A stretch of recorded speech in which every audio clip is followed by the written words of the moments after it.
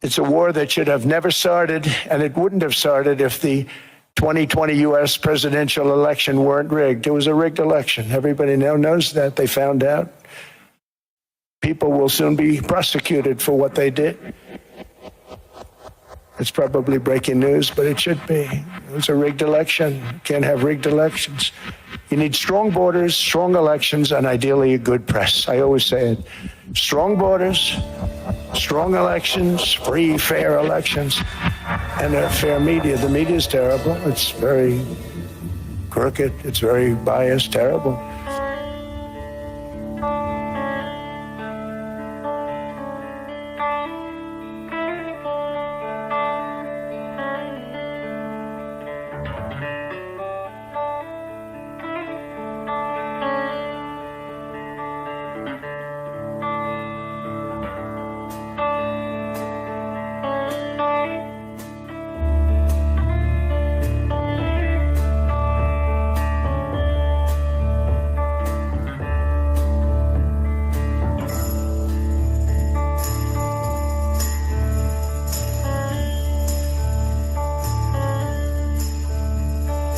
This is the end, beautiful friend.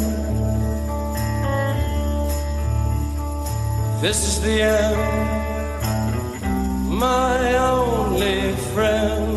The end of our elaborate plans. The end of everything that stands. The end.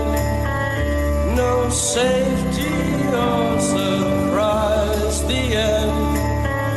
I'll never look into your eyes again.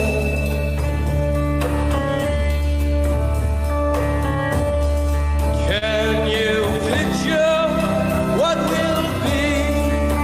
So limitless and free, desperate some stranger's hand in a desperate land.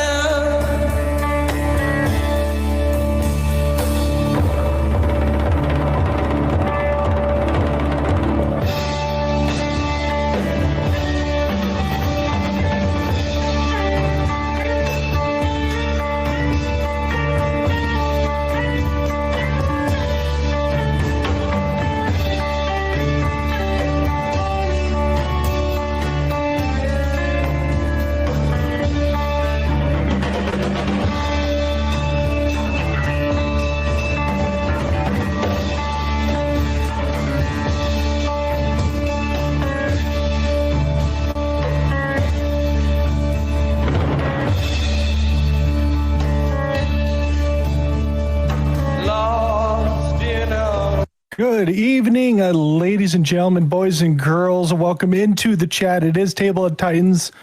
It is Thursday. The world is watching Davos edition. We came in with a little bit of Scotty films that you guys might have all watched way back in the day, 2017-18 area.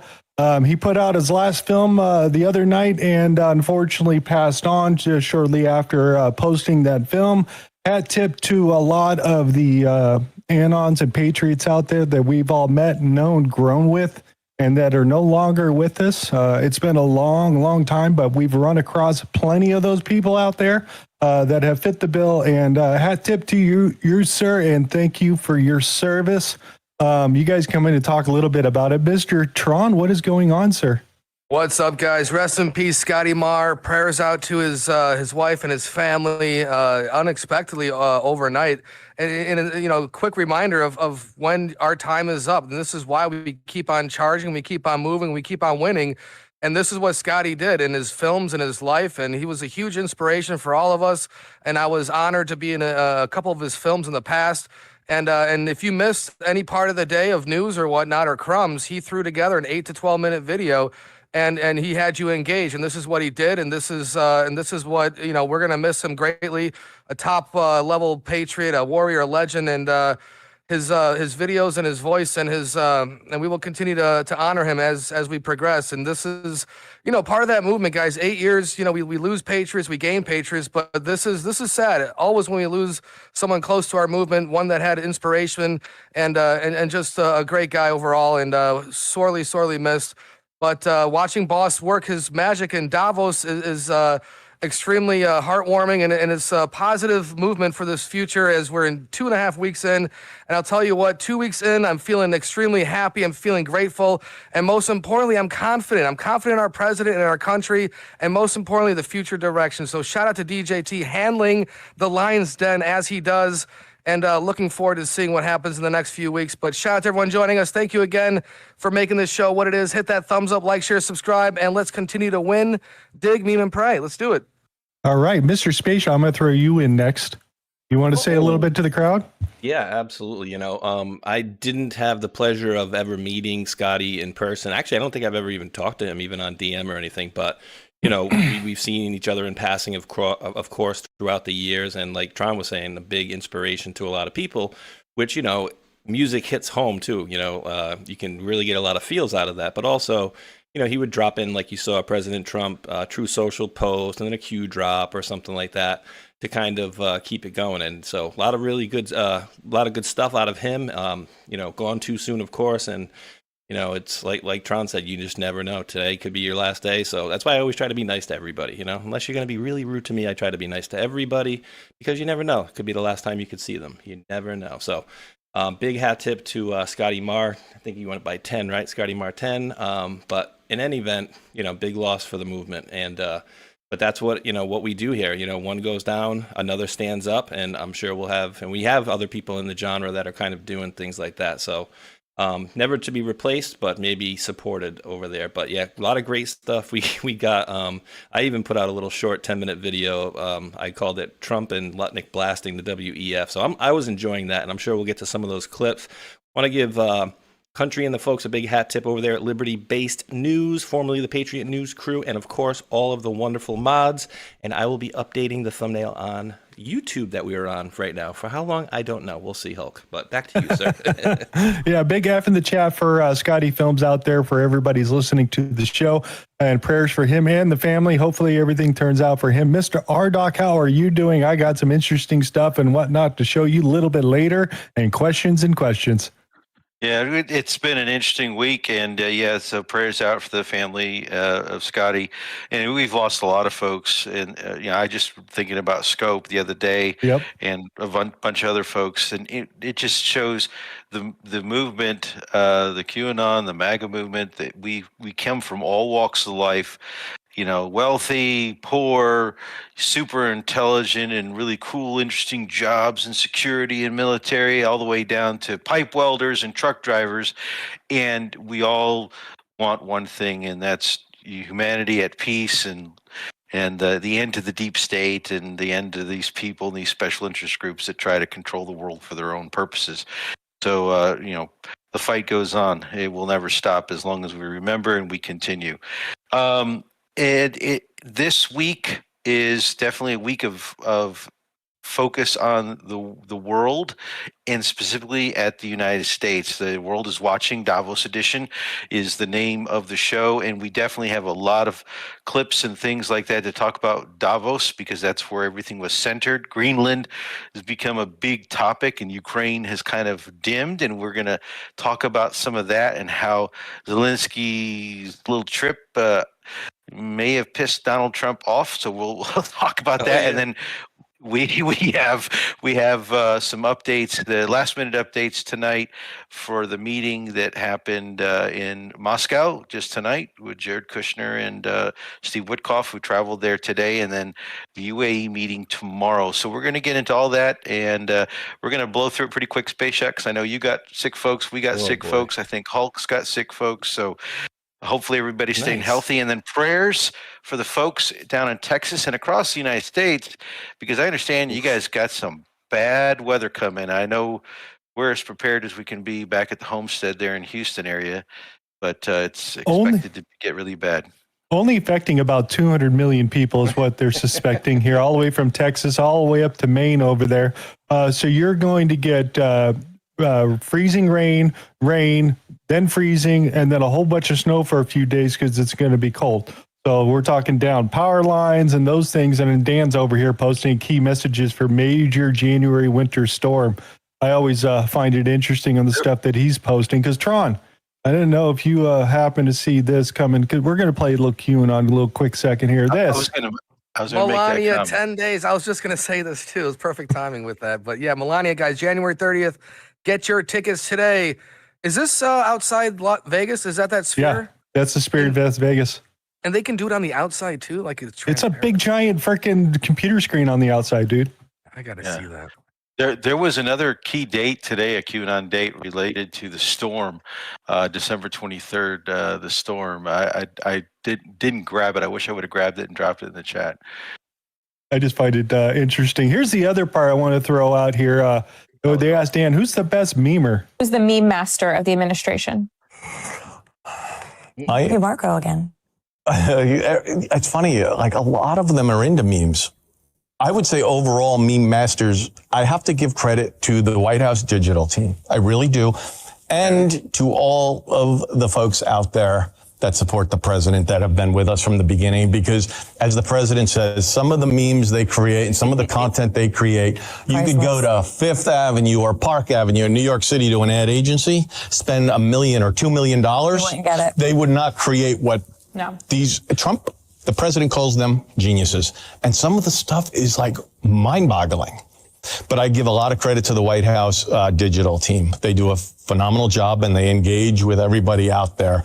But the memes are where it's at. And we did the meme. We started memeing back in like 15 and 16. Like, oh, real professional. Oh, yeah. I remember like I was a tool and being called a tool for using memes. Yeah. And I'm like, that's where the messaging is at.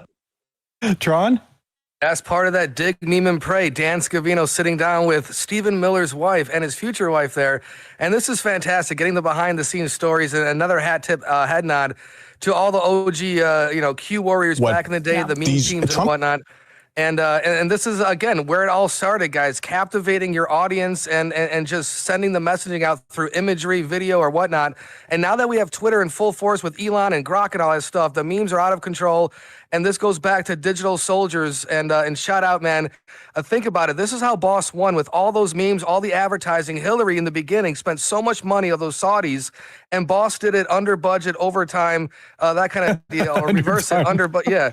And so again, the memes are fantastic. Shout out to Dan. And again, the White House Department of Labor, remember, it all stems from somewhere. So Dan, reflecting on 2016, 2017, it feels like Q. It feels like he just wanted to come out and do a little Qism, but shout out Dan and congratulations on your future engagement marriage deal there. You know how all these dudes lost weight once they all got really good-looking girlfriends. I'm just saying because Dan Mike lost. Pompeo. Mike Pompeo. I don't know what happened to him. He just got lose sick. a lot of weight. They didn't lose Did a he lot get married of yet? weight. No, maybe he did. divorced. He has a girlfriend on the side. There's another part of that interview. I don't know if you want to waste the 22 seconds or if you want me to say what it is quick. Say it. So basically, she's part of the art group, basically, and he talks about having satanic baby art involving Romania at one of the things, and so she's like, "Yeah, I'm gonna get rid of that stuff." So I thought that was interesting. I think she used to work in the art world, right? She's like the head of art or something. I forgot what her title She's is. a curator. There's a connection with Podesta. I have to get into it. She was a curator for somebody really high up and then ended up hanging out with them. As long as we're talking about Podesta or whatever, the Clintons got a summons to Congress over here. Do you think they're really going to bust out some handcuffs and do the Peter Navarro thing or the Steve Bannon and stick him in the jail or take him to jail? What do you think? I don't think it's going to happen. I'd be shocked. I would be shocked. Personally, I would love it, of course, but I would be shocked. Yeah, if it's they not did it. gonna. We're not at that level yet.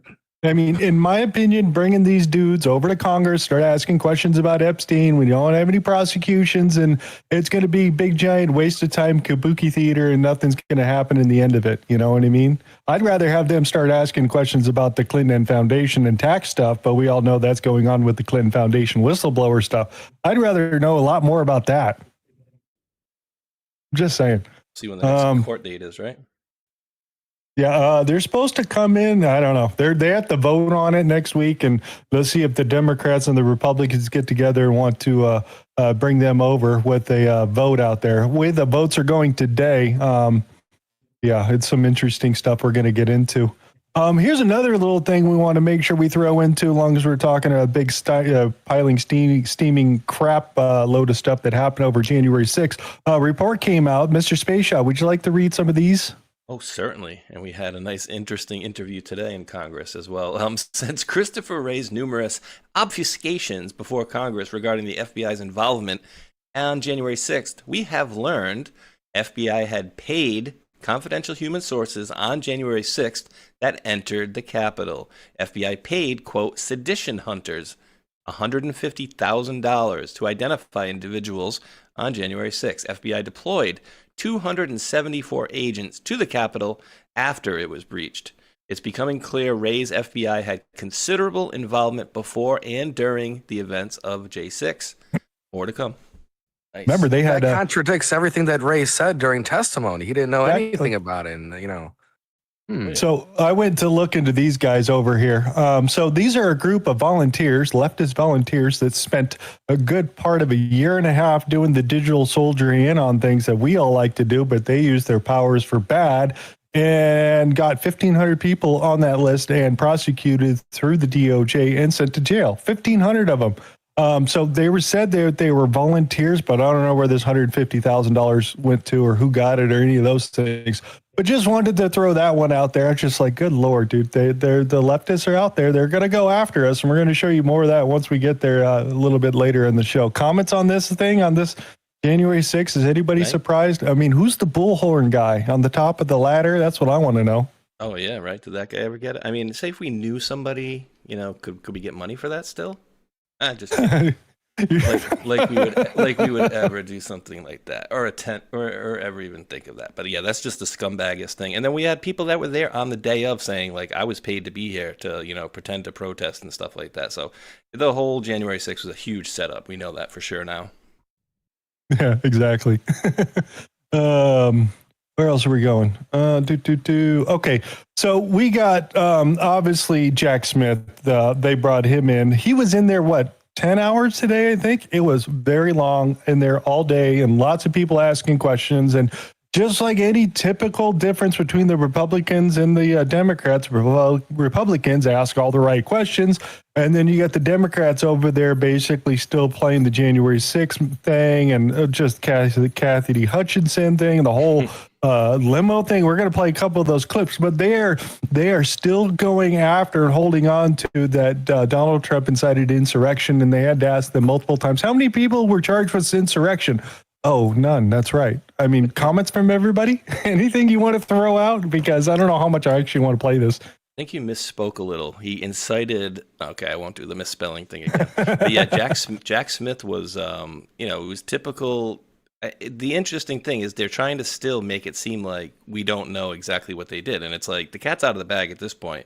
And so they're just catching them in corners. And there was a very interesting, you know, obviously we won't play it, but I clipped it. There was a very interesting interaction during one of the breaks. Remember that dude Fanone, the tough guy, DC dude? Yes. He turns around and starts going at it with Ivan Reichland. And he said he's going to rape my kids. I'm like, whoa, I had never heard that before. Like, yeah, so it got a little testy in there. And then they came and talked to him and looked like they were going to remove him, but they never did. And they did remove Fanone, and he came back in. And then they sat him right back in front of Reichland, like 4 feet in front of him. They were kind of jarring back and forth the whole time. It was pretty interesting. Yeah, exactly. Anybody else want to throw anything out? Okay, I'm going to play a little bit of this particular clip. Actually, let's skip him. Let's go into this one, because I think this is a little bit better, because some people are figuring out they got subpoenas on their phones about 3 weeks ago. Also sought orders from judges, making it so those who were having their records seized would not know about it. And you even didn't tell those judges that it was members of Congress whose records you were going after, in apparent contravention of a federal statute saying that a telephone provider for a Senate office shall not be barred from providing notice that the records have been requested. Now, if you sought to do that today, would you be able to get away with that, with asking the judges for a non-disclosure order without telling them these are members of Congress? When we secured these toll record subpoenas, it was done consistent with department policy. You're correct in that that policy has since changed. They changed the policy based upon the actions that you took. So you also sought orders from judges. So a lot of answers like that. He's kind of a Mueller guy, in my opinion, on some of the information we're getting back from him and the way he puts it out. So I don't think he was the big brain behind it. There was a lot more people that were helping get this across the deal, but definitely a problem child over here on this side. I don't even know where to put this guy, dude, here at this point, because I think it was, why even bring him in? You know what I mean? It's gotten also confusing too. So I actually had the same thought. I think you were going down. Let's clarify this for all the people that can remember, because I can't. He was the special counsel in more than one situation, right? Because when I heard him talking today, he's like, my report, my this, my that. And so I think we have two separate situations. I think he was two separate counsels, wasn't he?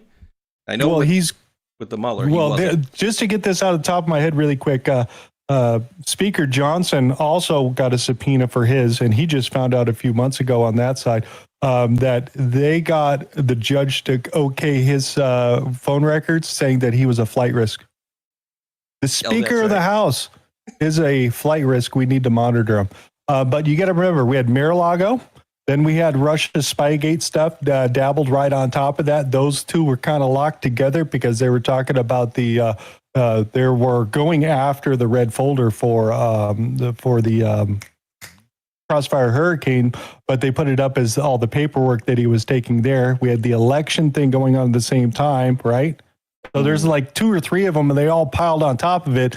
And now everybody wants to release a report. Jack Smith's report, the second one that Judge Cannon locked out, says this is a bunch of bullshit. You made all this shit up. Nobody's going to ever see this.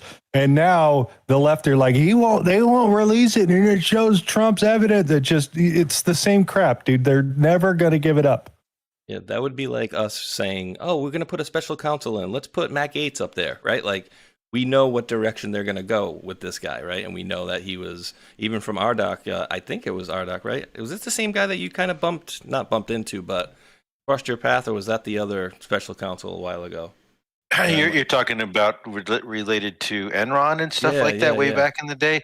No, different guy. That was Weissman, right? Oh, that was Weissman, right? Weissman, yeah. yes. Jesus. That's right. The other piece of shit. So little time. I just want to play just a couple of seconds of this here in the very beginning here. Mr. Smith, is Cassidy Hutchinson a liar? She was their star witness, January 6th committee, their star witness in one of those staged and choreographed hearings they paid the former president of ABC News to put together. She was, in fact, the only witness at this special prime time hearing Tuesday, June 28th, 2022, 8 o'clock in the evening, and she told some stories. I mean, these were some stories. She talked about President lunged across the back seat, grabbed the steering wheel, tried to drive the car to the Capitol. And I just want to know, you think she was lying?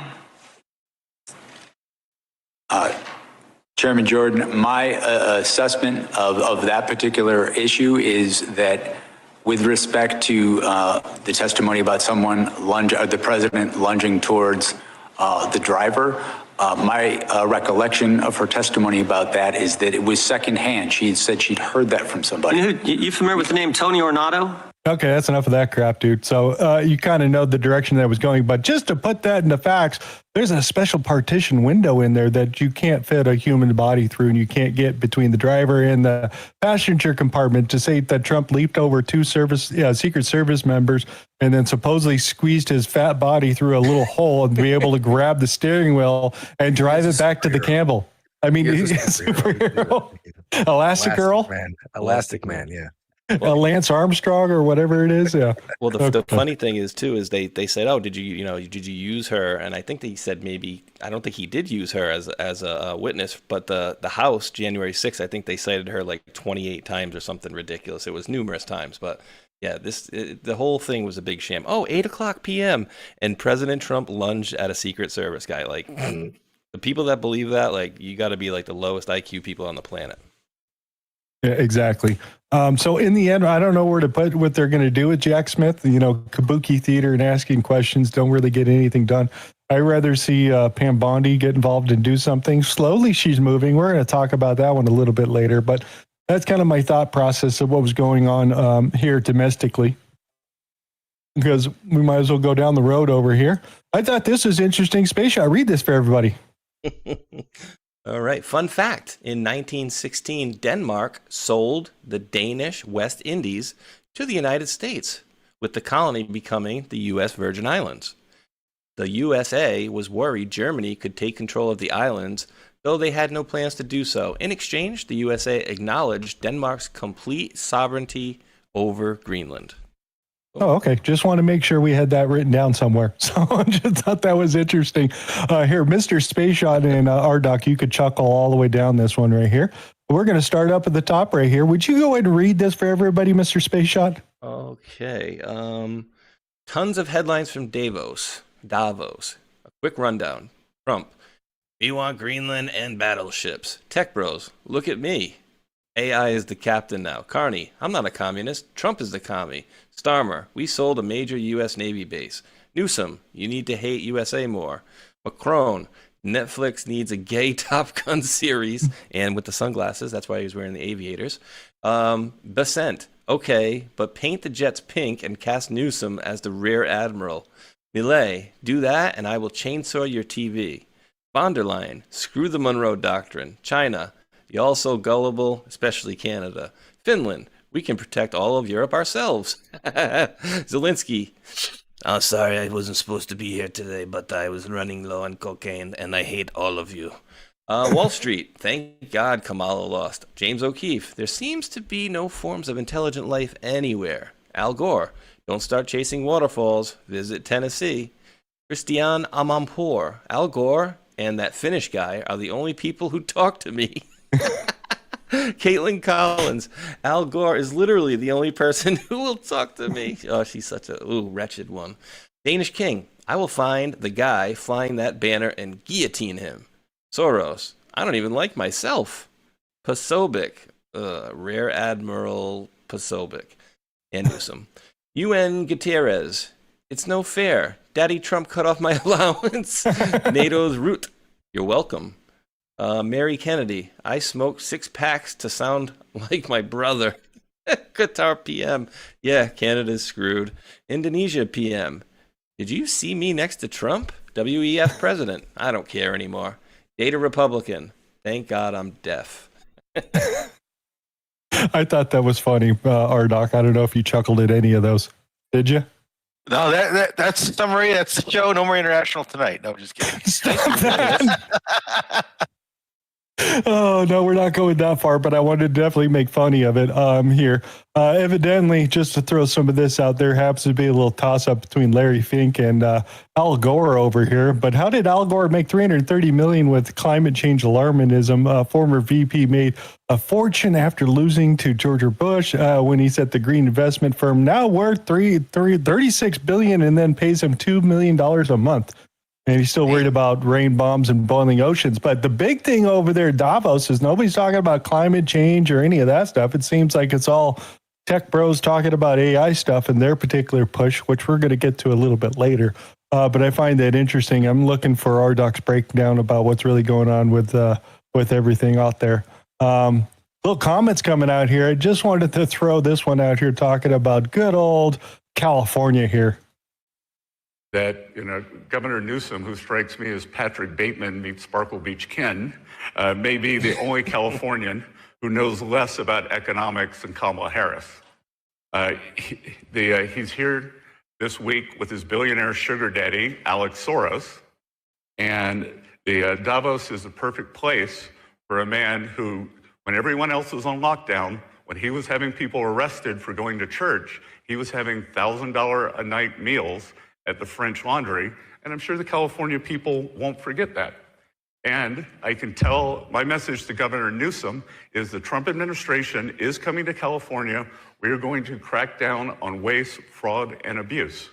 And I was told he was asked to give a speech on his signature policies, but he's not speaking because what have his economic policies brought?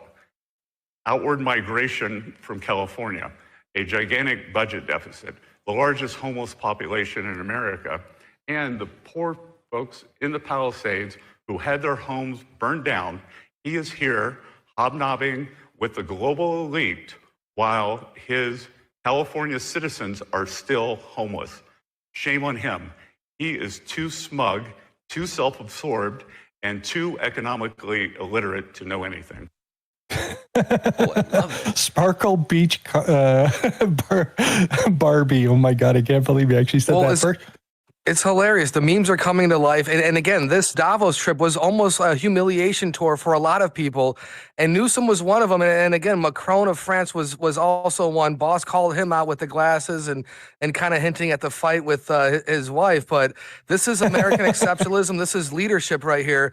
And everyone, again, we're the winning. We're on the winning side. We're on the winning team. Come to our side. NATO, World Economic Forum, World Health Organization. Boss is pulling us out of 66 of these fraud, waste, and abuse organizations. So money's coming back to America, and now we have to make an example of all of them, domestically and internationally. So shout out to Basent for calling it. I mean, guys, calling out Soros in at the Lion's Den. This is what it's all about. America 250. We get to celebrate, and Deep State is in panic, baby. What's interesting is he is out of the WE. I know. He is a Soros guy, but he works for Lutnick Trump, too, right? so he's going to toe the line. Well, the works for Lutnick family, I've got a little story on them. They're set to make a lot of money, but Oh yeah, on the positive side, if the tariffs go the wrong way, yeah, I saw that story too. I'm glad you grabbed that. Better than the Deep State getting all the money. Yeah, I'll tell you that. exactly. Actions speak louder than words in some cases, and that's maybe the messaging. Let's get Gavin Newsom's response here really quick here, because he did get to speak eventually. Treasury Secretary described you as Patrick Bateman meets Sparkle Beach Ken. The White House Communications Director. That was the U.S. Secretary of Treasury. I have a couple more, and then you can respond. The White House Communications Director called you Gavin Newsom and an official White House account, a federal government account, described you with I'd say very online sexual slur that people here probably don't want to hear at 8:30 in the morning. And you're, in some sense, responding in kind. And waving the knee pads around. Fire with fire. Do you think? Should you? I mean, is that kind of discourse from you, from them, good for America? No, it's deeply unbecoming. Of course it is. It's not what we should be doing. But you've got to point out the absurdity. Treasury Secretary described. Oh God, yeah, he got called out. I don't think that's going to help out his presidential run for the next election as it comes up here. Trump treated him like a little scolded puppy, so I'm okay with that, sticking him in this little box. Dude, I can't say though that the Patrick Bateman part, and if anybody doesn't know who that was, what was the name of that movie where what's his name? The dude who played Batman played a psycho. American Psycho, right? Yeah. American Psycho. So, he plays a businessman in the movie, but he has these thoughts of killing. Like, dude, I could totally see this guy with I don't even want to say the word, but like a rubber stash, sheet? No, like a stash at his house where he has people tied up in the basement, and he goes out and puts a cigarette butt on one, chops he looks like a psycho. He really does. You would have to go to the Getty family for that he's adopted by. Yeah, it's been that they've been into that stuff for years too. There's a really old story about that as well. So what did Trump have to say about the whole situation? I call him Gavin Newsom. When you think about it, he's kind of retarded. People say he's gay because of the way he moves. He's always doing his weird little dance when he talks, but I don't care about that. I just think he's incompetent and retarded. They say he likes to watch. Remember, his wife had sex with Harvey Weinstein. Remember that? She said his penis looked like a fish. If you think about it, it was probably a small little fish like a baby goldfish. Anyway, Gavin was probably sitting on his little cuck chair watching, believe me. I call him. Oh my God! Yes, that one was AI, guys. That was AI. Don't worry about that. So, good old Gavin here got a special seat in the back of the room. Oh, look at that! Oh, he got a nice little table and chairs and everything. Get to sit at the kiddie table. So, it seems like they're tipping the apple cart. We're getting away from, we're going to the board of peace that Trump's assigned to, that Mr. Rdoc's going to go into later. And we're kind of leaving the old guard behind. And they're still fighting and trying to hold this damn thing together. So we'll see. Here's another thing I wanted to throw out because he's been talking about nuclear energy. And I've signed an order directing and approval of many new nuclear reactors. We're going heavy into nuclear. I was not a big fan because I didn't like the risk, the danger, but they have the progress they've made with nuclear is unbelievable, and the safety progress they've made is incredible. We're very much into the world of nuclear energy, and we can have it now at good prices and very, very. So he's been saying he wants to build 1,600 power plants in the next 12 months. I don't know how the hell he's going to get there, but I don't know how fast that they can make these modular reactors, because I don't think we have a big giant factory to pump these out by the hundreds or thousands. So that's the things he's saying, unless he's going to pull out some Tesla tech and, plug shit into. I have no idea where he's going to come up with that, because we're going to run out of power before we run out of chips. What's that cold That's fusion the bad company thing. that he's doing? Is that supposed to be, positive That thing, is good. right? Like, That is the gold standard, is what everybody was saying. Even the MH370 guy that I've been following does UFOs and talks about all the black arts that our government does, says whoever buys that company knows that it's the gold standard. Then we have Devin Nunes come out and talk all about that company, and they bought it. It's the gold standard and all these things.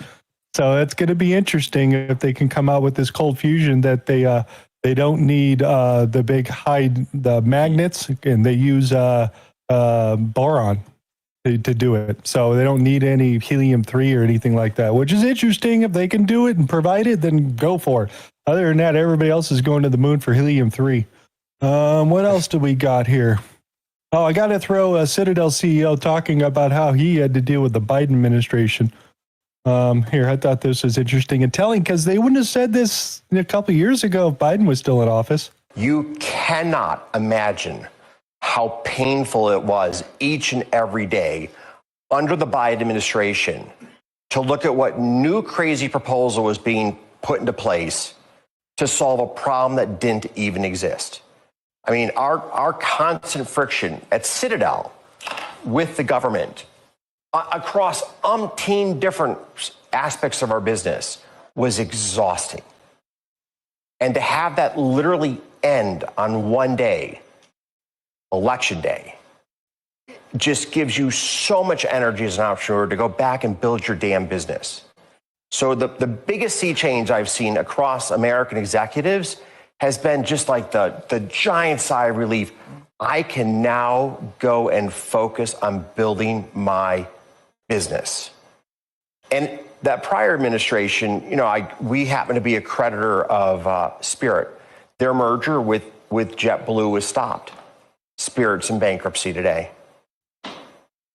There were so many decisions that were so poorly thought out in terms of economic consequences. It cost the U.S. economy dearly. I cannot emphasize that enough. And so the Trump administration is making slow progress on deregulation thus far, but the end of the regulatory onslaught has been just an extraordinary boom for American business.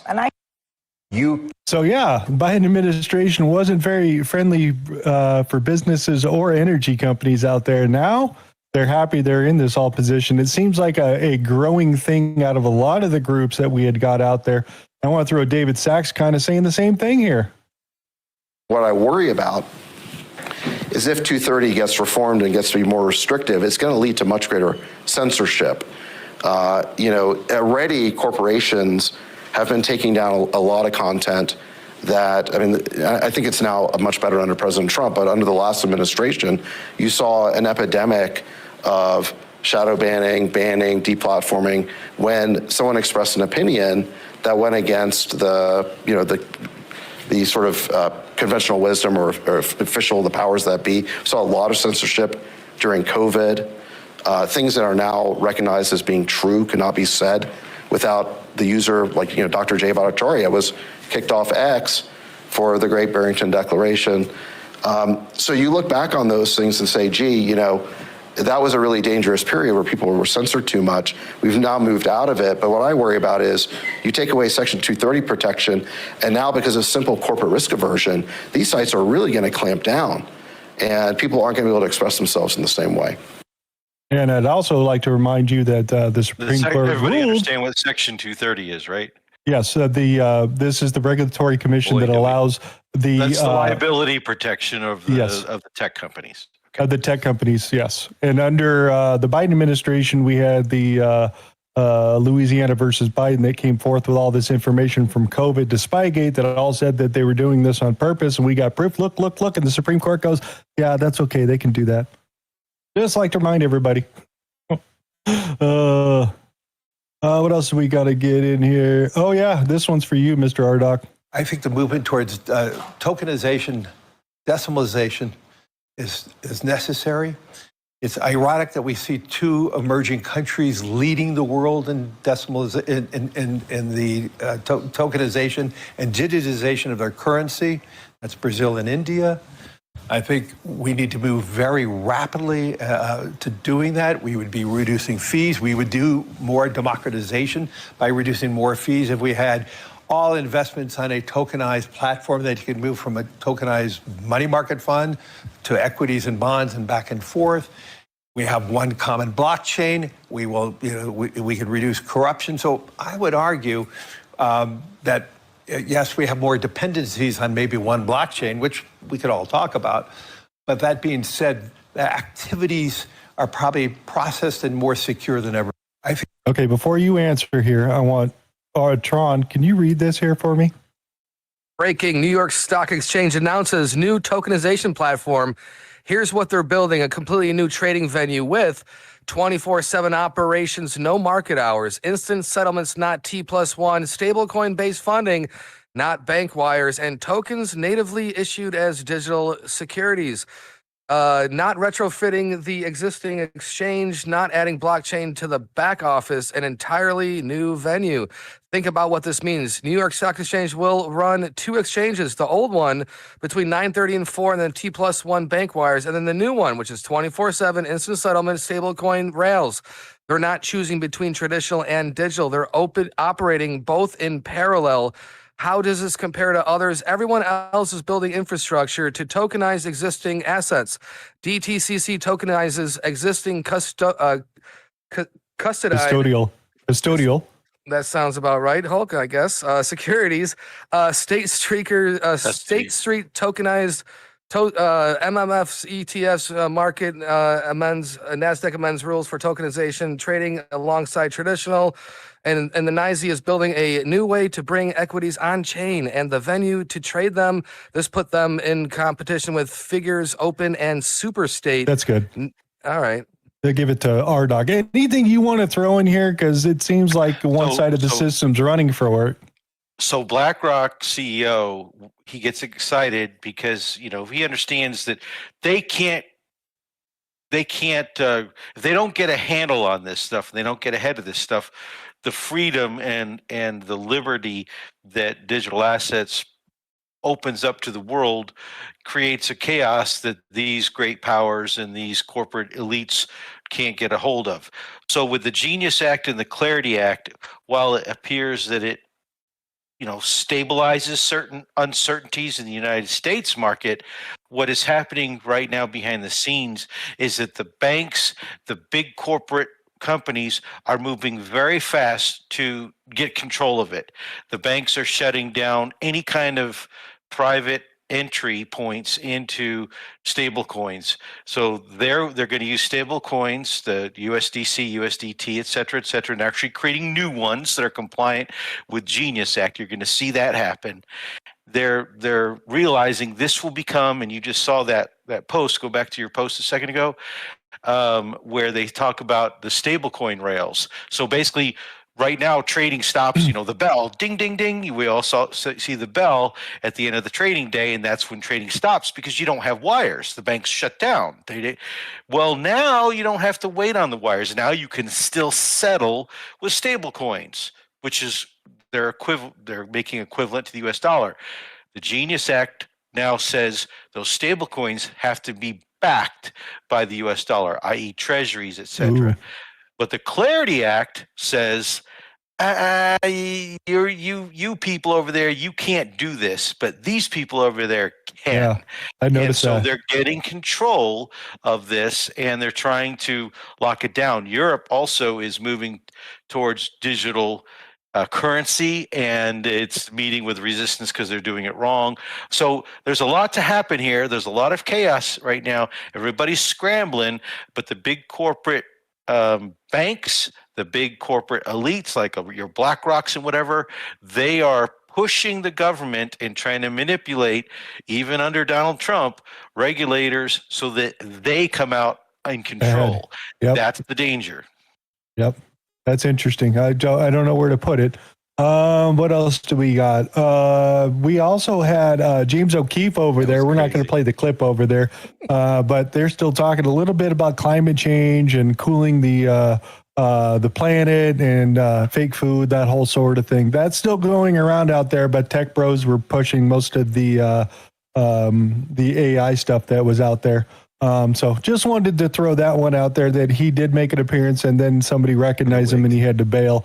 It was on one of the very first couple of days over there. I think he saw my wig. So let's get into some ICE stuff and some of the things that they're yelling at domestically, because that's enough with the World Economic Forum and the rest of the crazies over there. Let's get back into what's going on in America here. It says whistleblower just revealed a secret memo that authorizes ICE officials to break into homes without judicial warrant, which DHS own legal training material says it's unconstitutional and blah, blah, blah.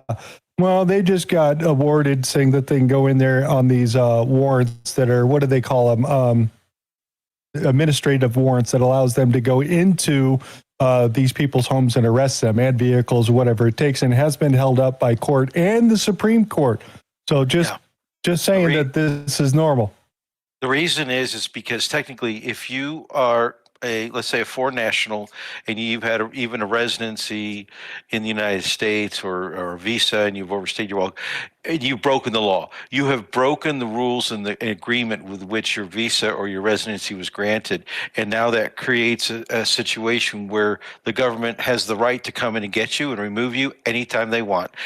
So that's what they mean by administrative warrant. It goes into effect because you broke your visa or your residency agreement.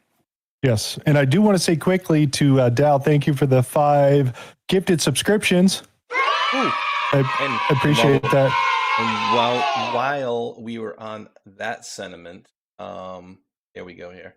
A new name for me, and you guys know I always remember the name. So thank you for the 5 gifted subscriptions from For America's Flag Original and the 3 the 3 coffees somebody sent me who did not want to be named, but you know who you are, and I did get it, and thank you.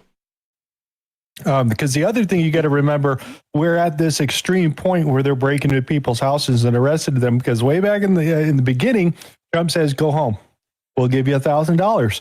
We'll give you a plane ride and $1,000." And at Christmas time, they'll give you a plane ride and $3,000. Just show up with the little ICE app, fill the thing out, and then come in there. So they're giving them more than enough chances, and this is the lasting result of where we're at. And they haven't come out and spoken about how many illegal criminals that they have picked up. All they're talking about is the person they shot or the neighbor that's filming and all those sort of things, but they're not talking about the crime rate drop or how many illegal immigrants that are criminals getting out of the country and how fentanyl deaths have dropped like 20% in the last year.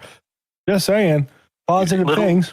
Little aside on that, we play arc raiders and then for Steam let off whatever, and there was a clip of some guy who's in there and he's being a rat and he's killing a bunch of people in the game and so on and so forth, and people take him down and he's why are you being this way?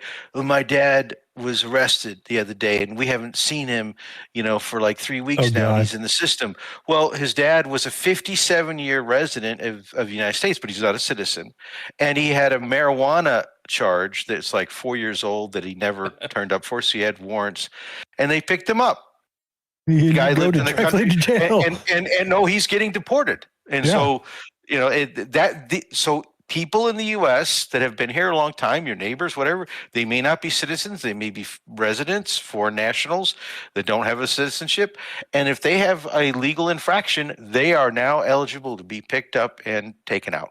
Thank God. And you got to remember, they're using the ICE, the agents from the AI from Palantir, that will go through and basically search for these people in a local area and then put a list together and then submit it to the agents. Go, hey, this is the block you're going to be at. Here's all the people. This is our percentages of what we think they're going to be there at home, whether it's 80, 90% that we think at this time they're going to be home. So you can go hit all these people at once. And that's how they're doing a lot of these operations itself. And they arrested about 3,000 protesters and the rest of the like out there in Minnesota because they got the okay to go ahead and do that. So they went and arrested a bunch of people that were following around the fake ICE agents. Remember that video I was playing last Saturday of the ICE agents with the ice cream machine going around? That was hilarious. They did that all over Minnesota to get the to be loud and proud and have these stupid leftists follow them around. They're not doing anything while the real operations are going on behind.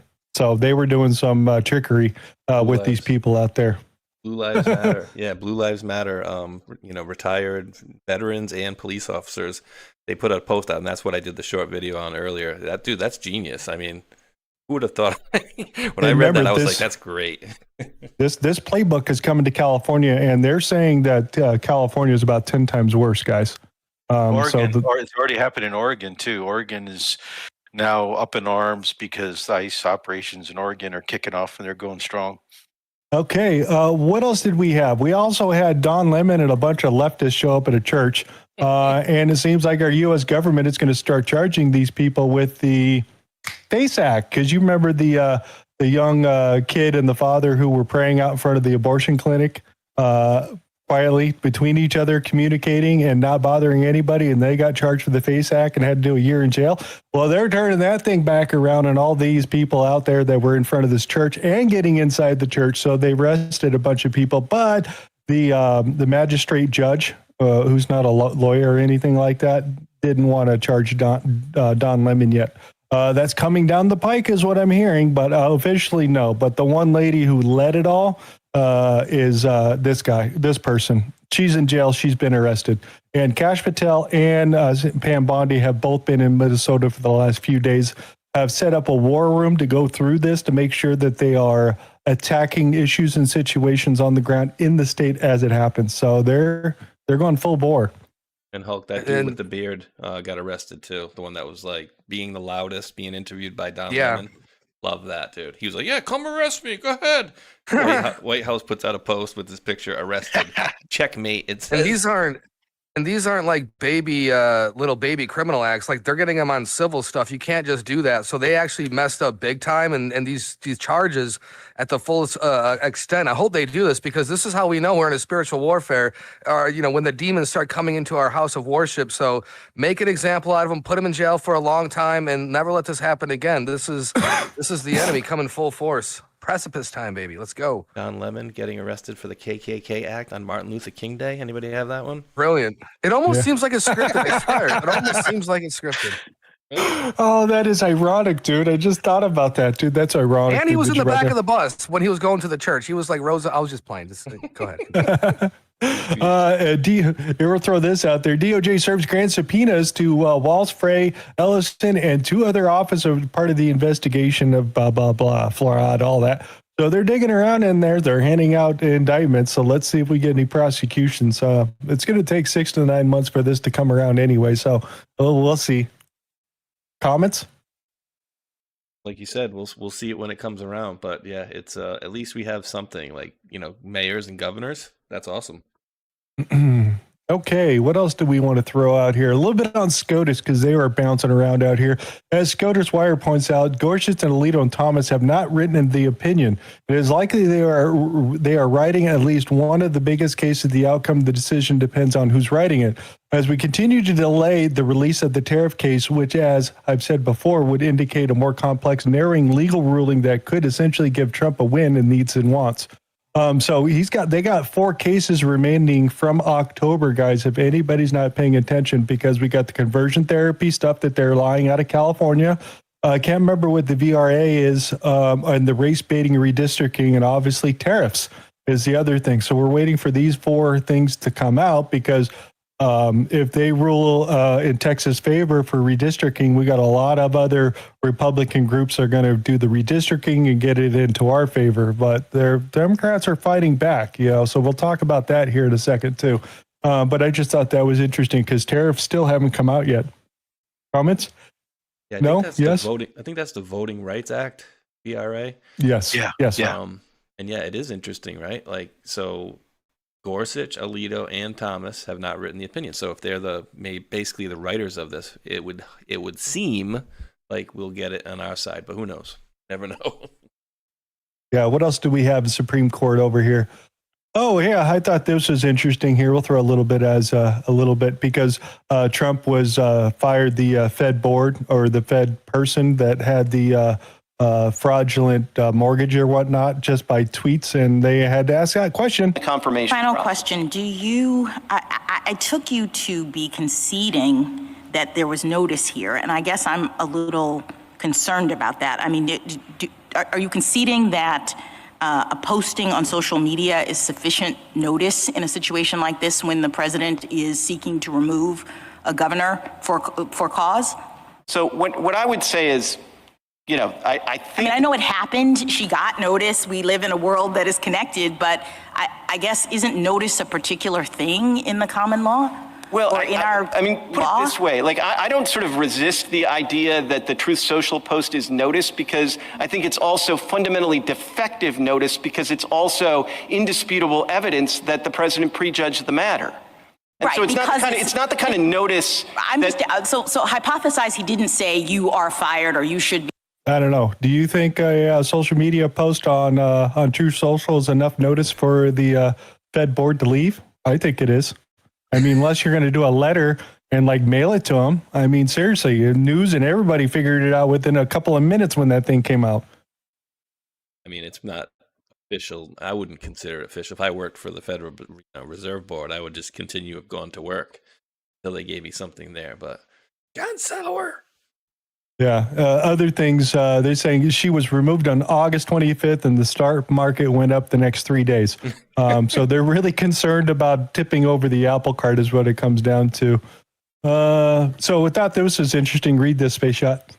Adventures in due process in an actual SCOTUS argument exchange. Alito, are the mortgage applications even in the record in this case? Sauer, quote, I know that the text of the social media post that screenshots of the mortgage application is in the record. So we don't have the official record. We got the screenshot that was posted online by the by government representatives. That's crazy, dude. Oh, just a crazy world we live in.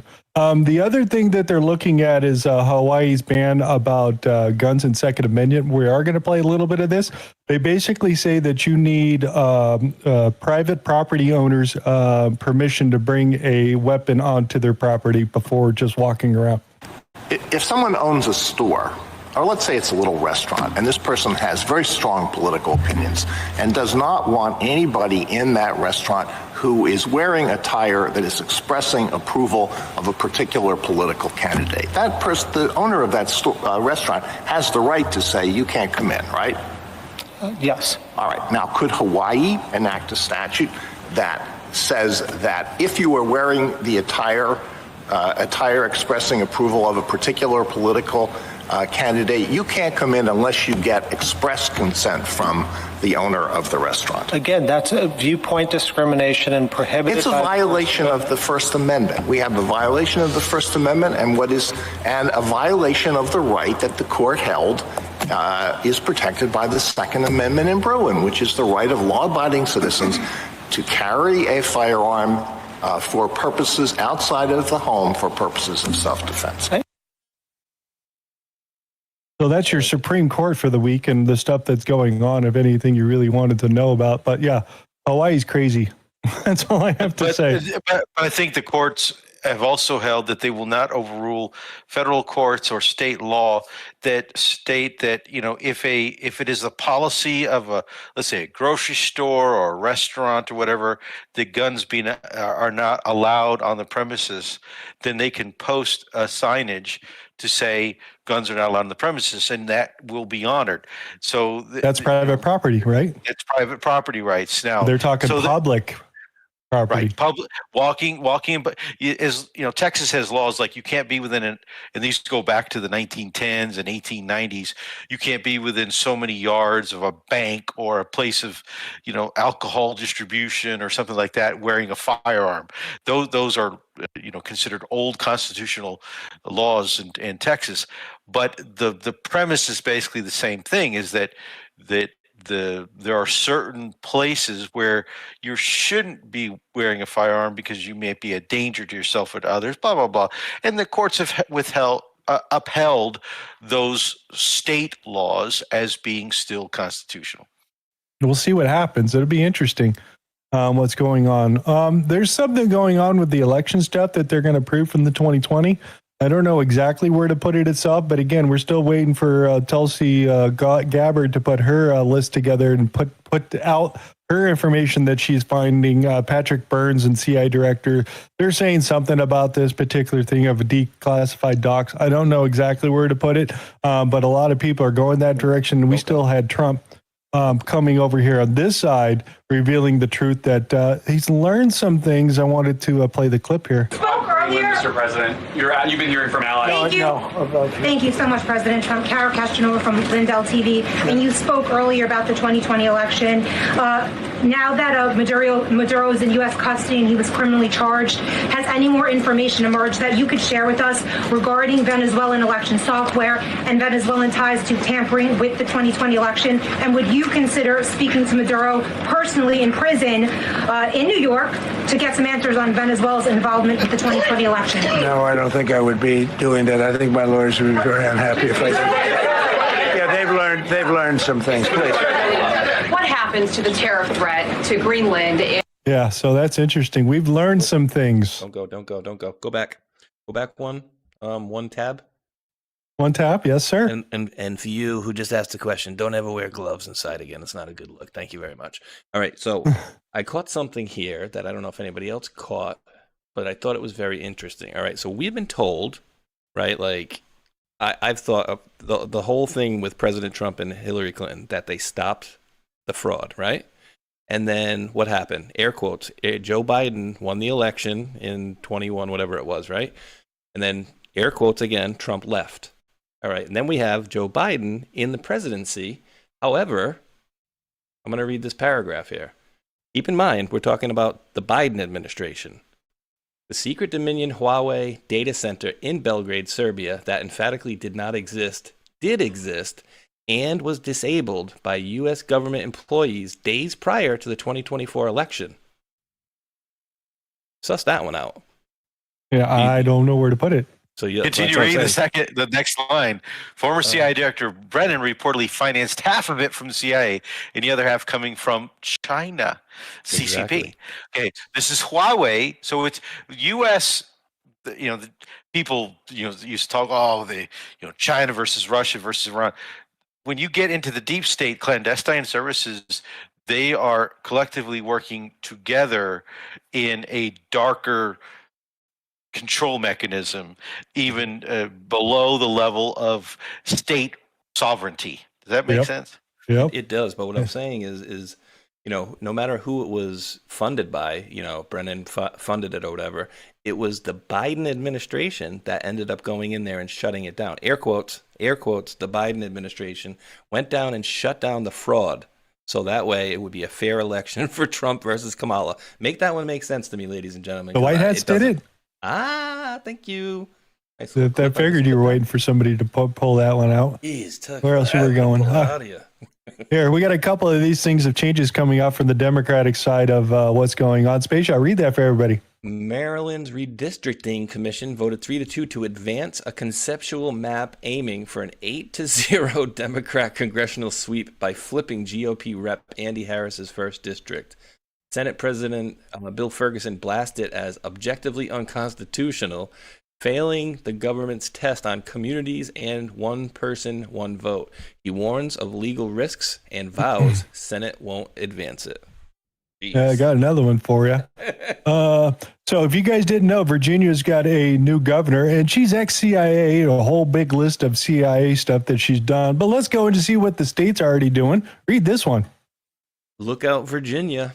Virginia House Bill 1369 blocks any state agency that administers federal funds from requiring nonprofit charitable organizations to determine, verify, or prove the eligibility of applicants when those organizations provide federal public benefits. The bill creates an exemption for such nonprofits from eligibility determination requirements imposed by state agencies in the context of federal fund administration. That's good. That's good. We can give free stuff to the illegal immigrants, and we're not going to report it to anybody. What else did they do? Okay, thanks. Read the first two paragraphs on this. Virginia is attempting to pass legislation to require public schools to teach that J6 was a violent insurrection and the 2020 election was not stolen. In a blatant attempt to rewrite history and in clear violation of the First Amendment, the lunatic state government of Virginia is attempting to force schools to teach things that are factually incorrect and to force teachers to make false political statements. Ooh. Okay, keep going. Another one right there.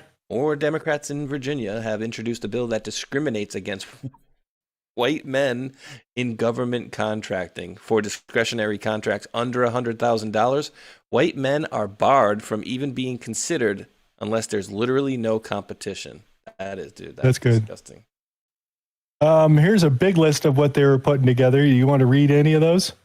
Democrats now control the legislature and governor office in Virginia. Here are just a few bills they've introduced. 4.3% sales tax on Uber Eats, Amazon, etc. deliveries. New sales tax on admission to a wide variety of businesses. Create two new higher tax brackets of 8 and 10% on people making over $600,000. New 10% tax bracket for anyone making over $1 million. 3.8% investment tax on top of state income. Raise the hotel tax. New personal property tax. You'll be taxed if you're breathing. You'll be taxed if you have to go to the bathroom. You get the idea. Yeah, so pretty much. Taxed. So remember, Youngkin won this thing after the whole incident about the transgender dude in the girl's bathroom raping the other student, and then the parents got all up in arms, and then he won, and they started going towards the Republican side. Yeah, 4 years later, look where they're at. I'm just saying. That's crazy. Here's another one. Read that for everybody. Text. I'll just say this. Durius in chat says two princesses who adore Baron. Just go ahead now. And I was about to write. And one of them has a forehead the size you could park a aircraft carrier. Justin, liberal judge just threw out New York 11, the only GOP seat in New York City, handing Dems a shot to gerrymander it blue for 2026. New York, Maryland, Virginia are all going full throttle to steal seats. Appeal this now and strike it down. I mean, aren't we doing the same thing, though, in like Texas and Florida and a few other areas as well? A little bit in here, but again, the Democratic held strongholds are changing the landscape. The Dems are trying to be very quiet about it. You don't see them out, like they were back in 1817 after Trump won, saying, we're going to go fight lawfare, lawfare, lawfare. They're doing it very quietly. So, yeah, we're getting pretty damn close. So we're just going to go off what the numbers are at. It was 218 to 217 if nothing changes. And we'll see what the Supreme Court decides. That's going to make a big deal here. Something I was amazed to see here, I didn't think it was ever going to happen, but Maine State Police raided the notorious Chinese cannabis hub in Fairfield. So Yetsy's Crafts Cannabis, Northwich, whatever. Basically, there's a whole bunch of these Chinese-controlled operations up there that they're growing weed and then selling out to the regular American public. And I thought I'd never see them go after any one of these guys. And here's their first report happened on the 21st that they're starting to go after these people. They already have Chinese eyes. Imagine once they get high with that little bit of cannabis in there, they can't see anything. Guys, and remember, China has control of our farmlands. China has control of our housing market. Boss is hitting China. Meanwhile, Carney's going over there with his tail between his legs. And now we have cannabis hubs. And I don't know about you guys, but in the Midwest, by me, the Chinese people own the Chinese restaurants. They own the nail salons. They own the liquor stores. They own the gambling stores. They own the massage places. They own all kinds of the weed stores too. Infiltration. They're here. China. Yeah, and over in California, they are there's a flight school out there that they're training like a couple thousand Chinese people every month, and they fly back to China afterwards. So they come here for that, and then they're also talking about the million ghost voters out of China, the ones that were born here and went back to China. They have about 1 million of those that could vote. I'm just pay attention. I thought there was this interesting, just a real quick play. We're not going to do the whole 2 minutes of the Tim Walz appointee in charge of the state's accountability and finances. As they're asking her, dude, where'd all this freaking money go and whatnot here? We'll play a couple, 30 seconds in the front, and then it's the last part we want to pay attention to. You view your role as supporting agencies to do their job, but not holding them accountable. Am I understanding that? Madam Chair, we do not have a tool to hold agencies accountable. So what would that tool be? What do you need? Because under statute, that is your responsibility for internal controls. So if you don't have the tools and it's yet your statutory responsibility, like what do you need? I want to be clear that when you look at the state statute subdivision, I need this and that, and then the people that run the particular higher end are supposed to set the rules for the employees underneath it. And then she asked this question. And providing support and resources and tools for them to use in order to identify and implement their own internal controls. And when they fail at that, what do you do? Oh, she's smiling. I don't have an answer. Wait. Chair Robbins, what we do is step in with support. Yeah, we give them a hug. Okay. Let me explain this. Okay, so auditors are independent. Auditors have no authority. They're an independent oversight. The authority rests with the executives in charge of the organization. The auditors provide a report and say, this is what we found. We're an independent group. It's open to the public to be able to look at these reports. And it's up to you, the management, the executives, the administrators, the mayors, or whatever, to implement these changes. And if you don't, voters hold you accountable. So who's in charge? What's the tool is the voter.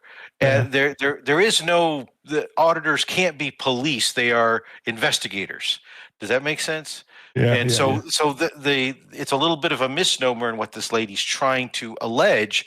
Auditors, you never want them being the ones with power. You want them to be independent.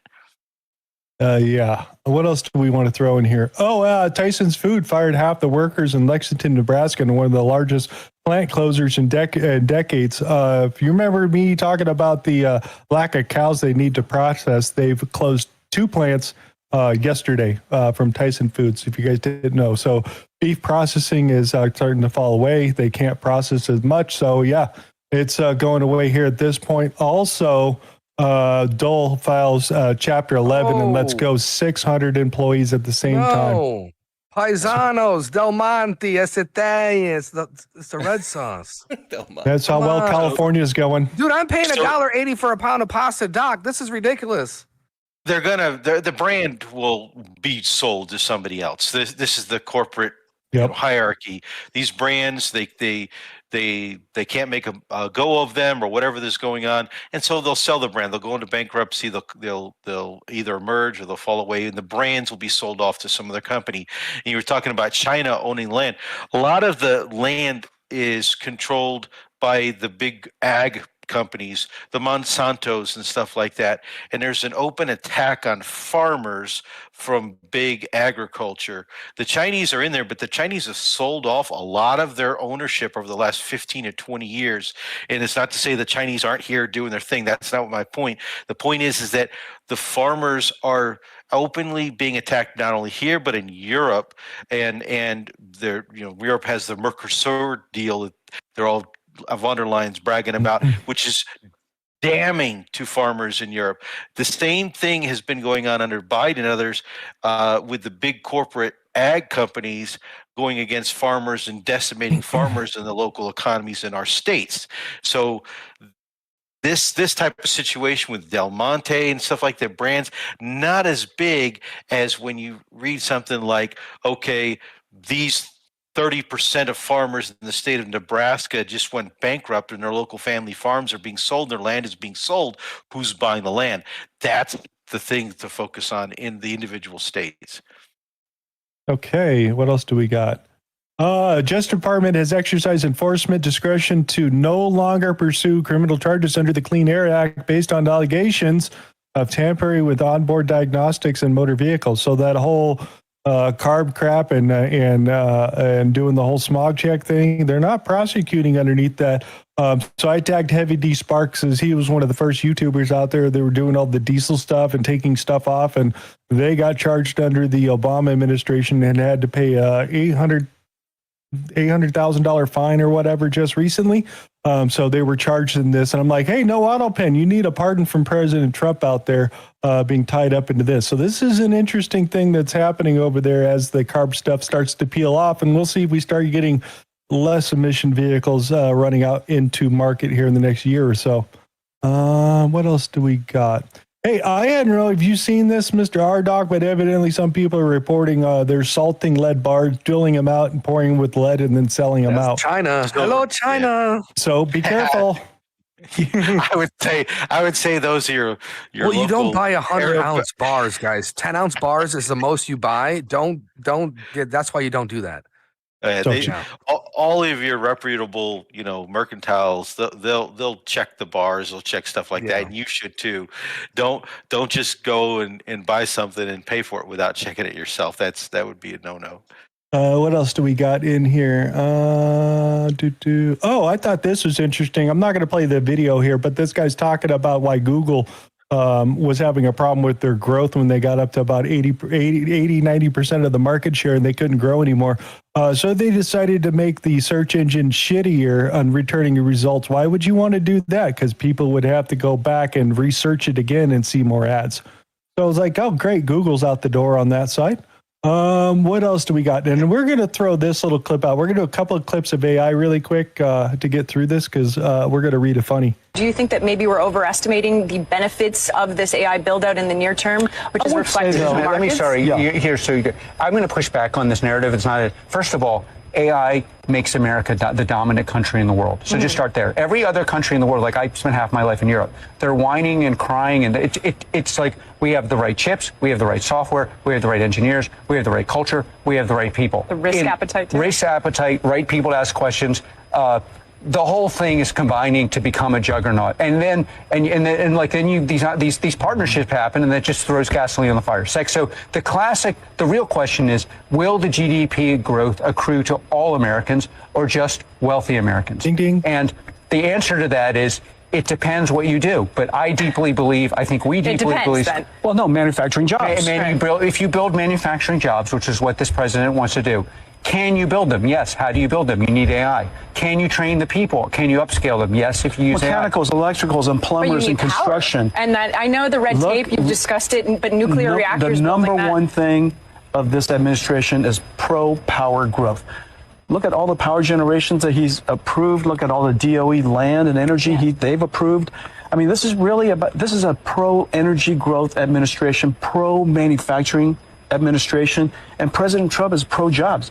When these things all come together, it's going to be Is that why you fantastic. said "Make America Great Again"? That's the first time I've heard you say that at the end of a speech for GTC. Well, I was thanking everybody in the room. I mean, look. But was that also a communication to the president? Because you were expecting him here, right? No, he's in Asia. I know, but I thought you had said on an earlier panel that you were expecting. Well, I think we're making America great again. I think all of his policies relating to energy and manufacturing and all of his enthusiasm behind artificial intelligence and making sure that American AI technology is the standard of the world, that is diffused maximally, and making sure that the rest of the world has the benefit of American technology so they can build on top of it. All of that is So it seems like the positive side of the system, right? If we don't do it, okay, this is the key. We have to be one of the top. If we don't do it, then Russia or China will. It's that kind of a situation. So it's all about control. If we don't stay on top and stay ahead, then we will fall under somebody else's control. So that's a driving force. How we do it is what you're hearing can become impactful. Will it benefit just a few wealthy individuals, or will it benefit a broader spectrum of the entire U.S. economy? And that's where the difference between a President Biden versus a President Trump comes into play. And that's what you're hearing out of these guys. These guys will become wealthy beyond your world's wildest dreams, and so will all the shareholders. And it will trickle down to some degree. But then if power plants are being built, dams are being built, well, dams will hurt farmland. So there's a balance there that the states have to be careful of. And some people will be greedy and screw people, and some other people will be, hey, let's do it this way and be smart about it. That is part of the challenge, just like with the railroad boom, just like with the computer boom. All of this is like new frontier for us, and how we approach it can be good or bad or both. All right. Hey, Tron, read that for everybody. Microsoft CEO warns that we must do something useful with AI or they'll lose social permission to burn electricity on it. I would say we will quickly lose even the social permission to actually take something like energy, which is a scarce resource, and use it to generate these tokens. If these tokens are not improving health outcomes, education outcomes, public sector efficiency, private sector competitiveness, all across all sectors. There it is, guys. Microsoft CEO. So cat memes and Solar videos out there are not making any money. That's what he's pointing at. So we better start using it for good. OpenAI seems to be doomed here.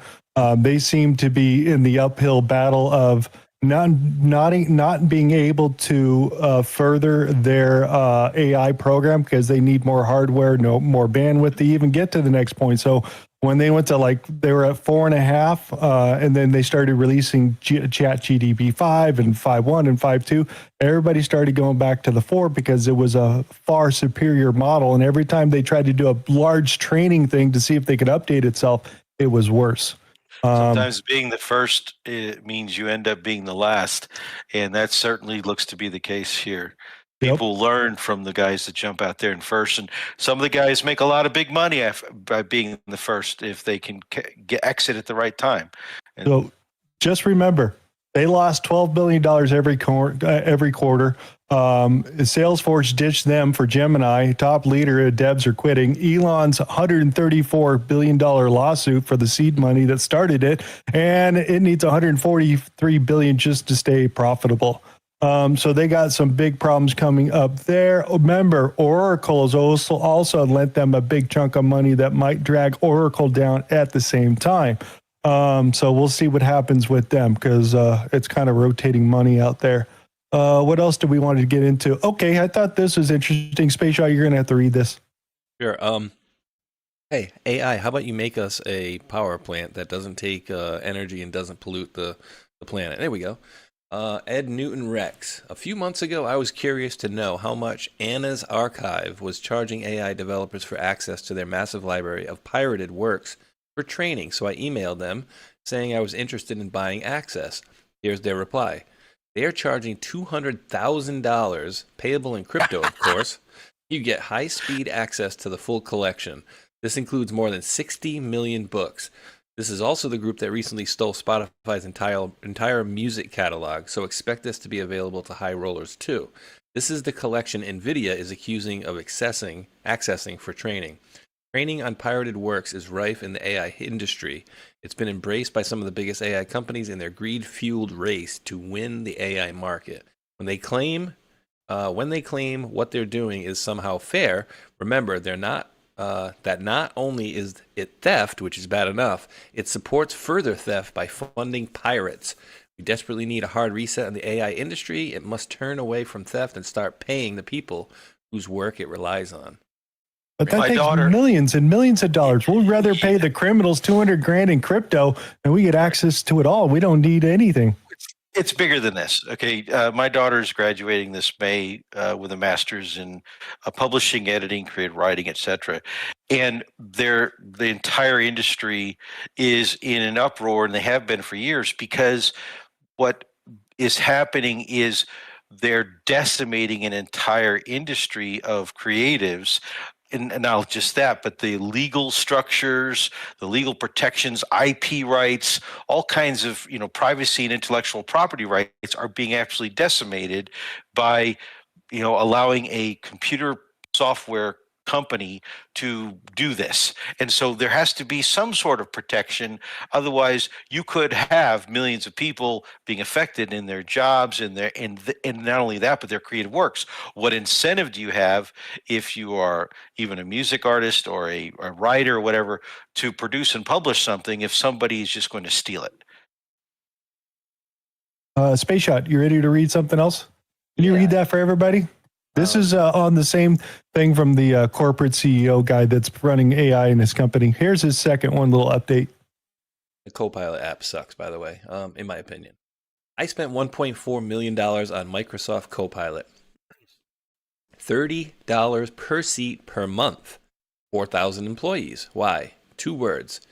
Digital transformation. This morning I opened Microsoft Teams.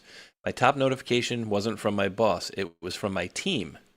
It wasn't from it wasn't a customer. It wasn't a customer escalation. It wasn't my wife. It was Microsoft telling me to learn how to use the thing I already bought. It said, elevate your expertise with new Copilot courses. I've had these licenses for 6 months. Apparently, I should have waited. These courses are 47 minutes each. There are 9 of them. That's 7 hours of learning times 4,000 employees, 28,000 hours.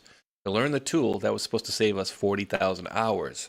We're already down 12,000 hours, and no one's opened it yet. Here's the math I don't put on in the deck.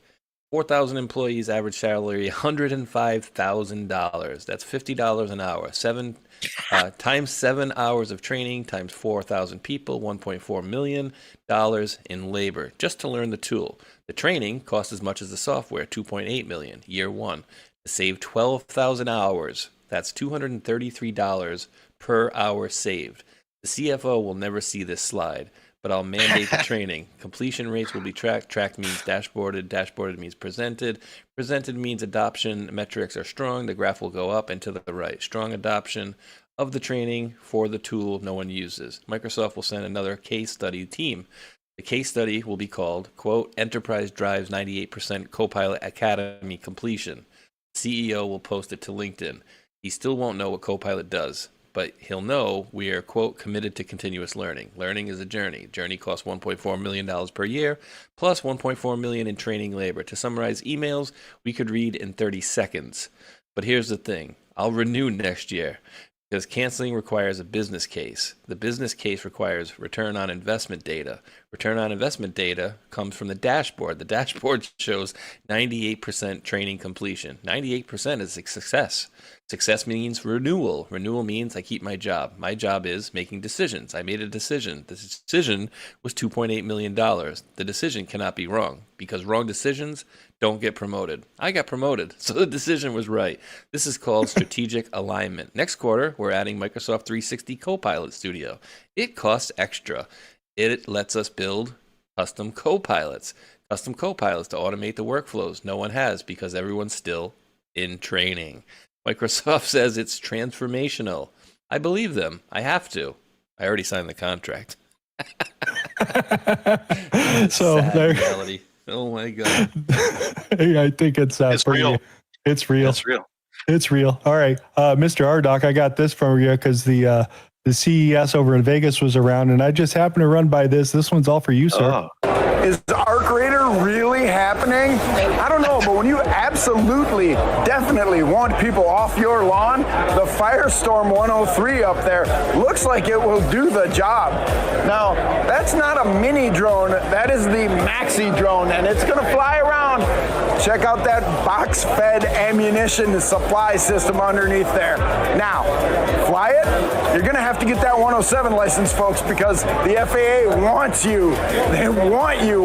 Yeah, drones all over the place carrying weapons. It's absolutely crazy what's going on. So I wanted to throw that as a funny. Want to get through the last couple of these things. Space, I read that. Rumor: Apple is no longer TSMC's largest customer, prompting CC Wei to personally visit Apple's headquarters to demand that it accept the biggest price increase in years.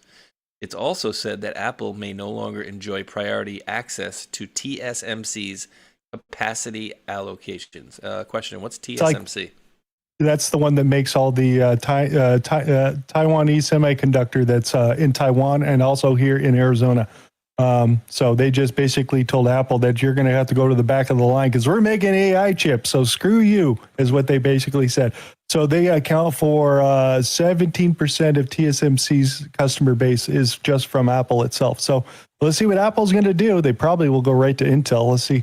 So that's happening. What else do we got here? You can read that one for everybody too. U.S. offers memory makers two choices: pay 100% tariff or build in America. Commerce Secretary Howard Lutnick stated at Micron's new fab groundbreaking in New York that companies have two options: pay 100% tariff on imports to the U.S. or build production facilities in the United States.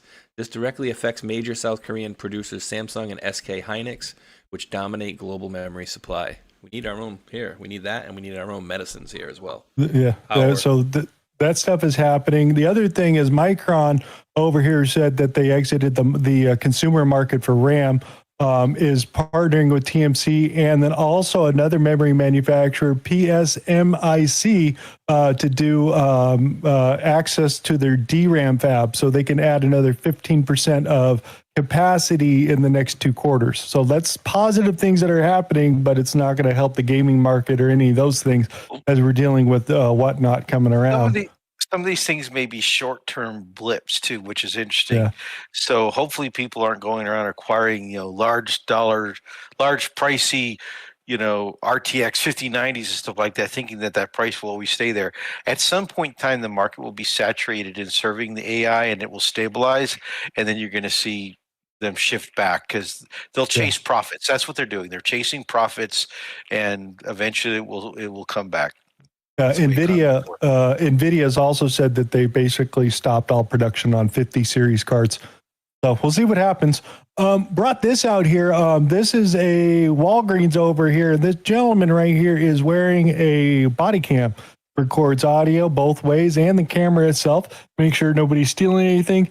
He does his great job out there. I'm like, oh, that's kind of cool. So they've had it on for a couple of weeks over here at Walgreens. And then Apple came out. Where's the Apple one? Oh, shit, I lost it. Apple had come out, and they're coming out with the same thing. I was like, oh, shit, that's crazy. Apple's coming out with it. This other company's got it over here.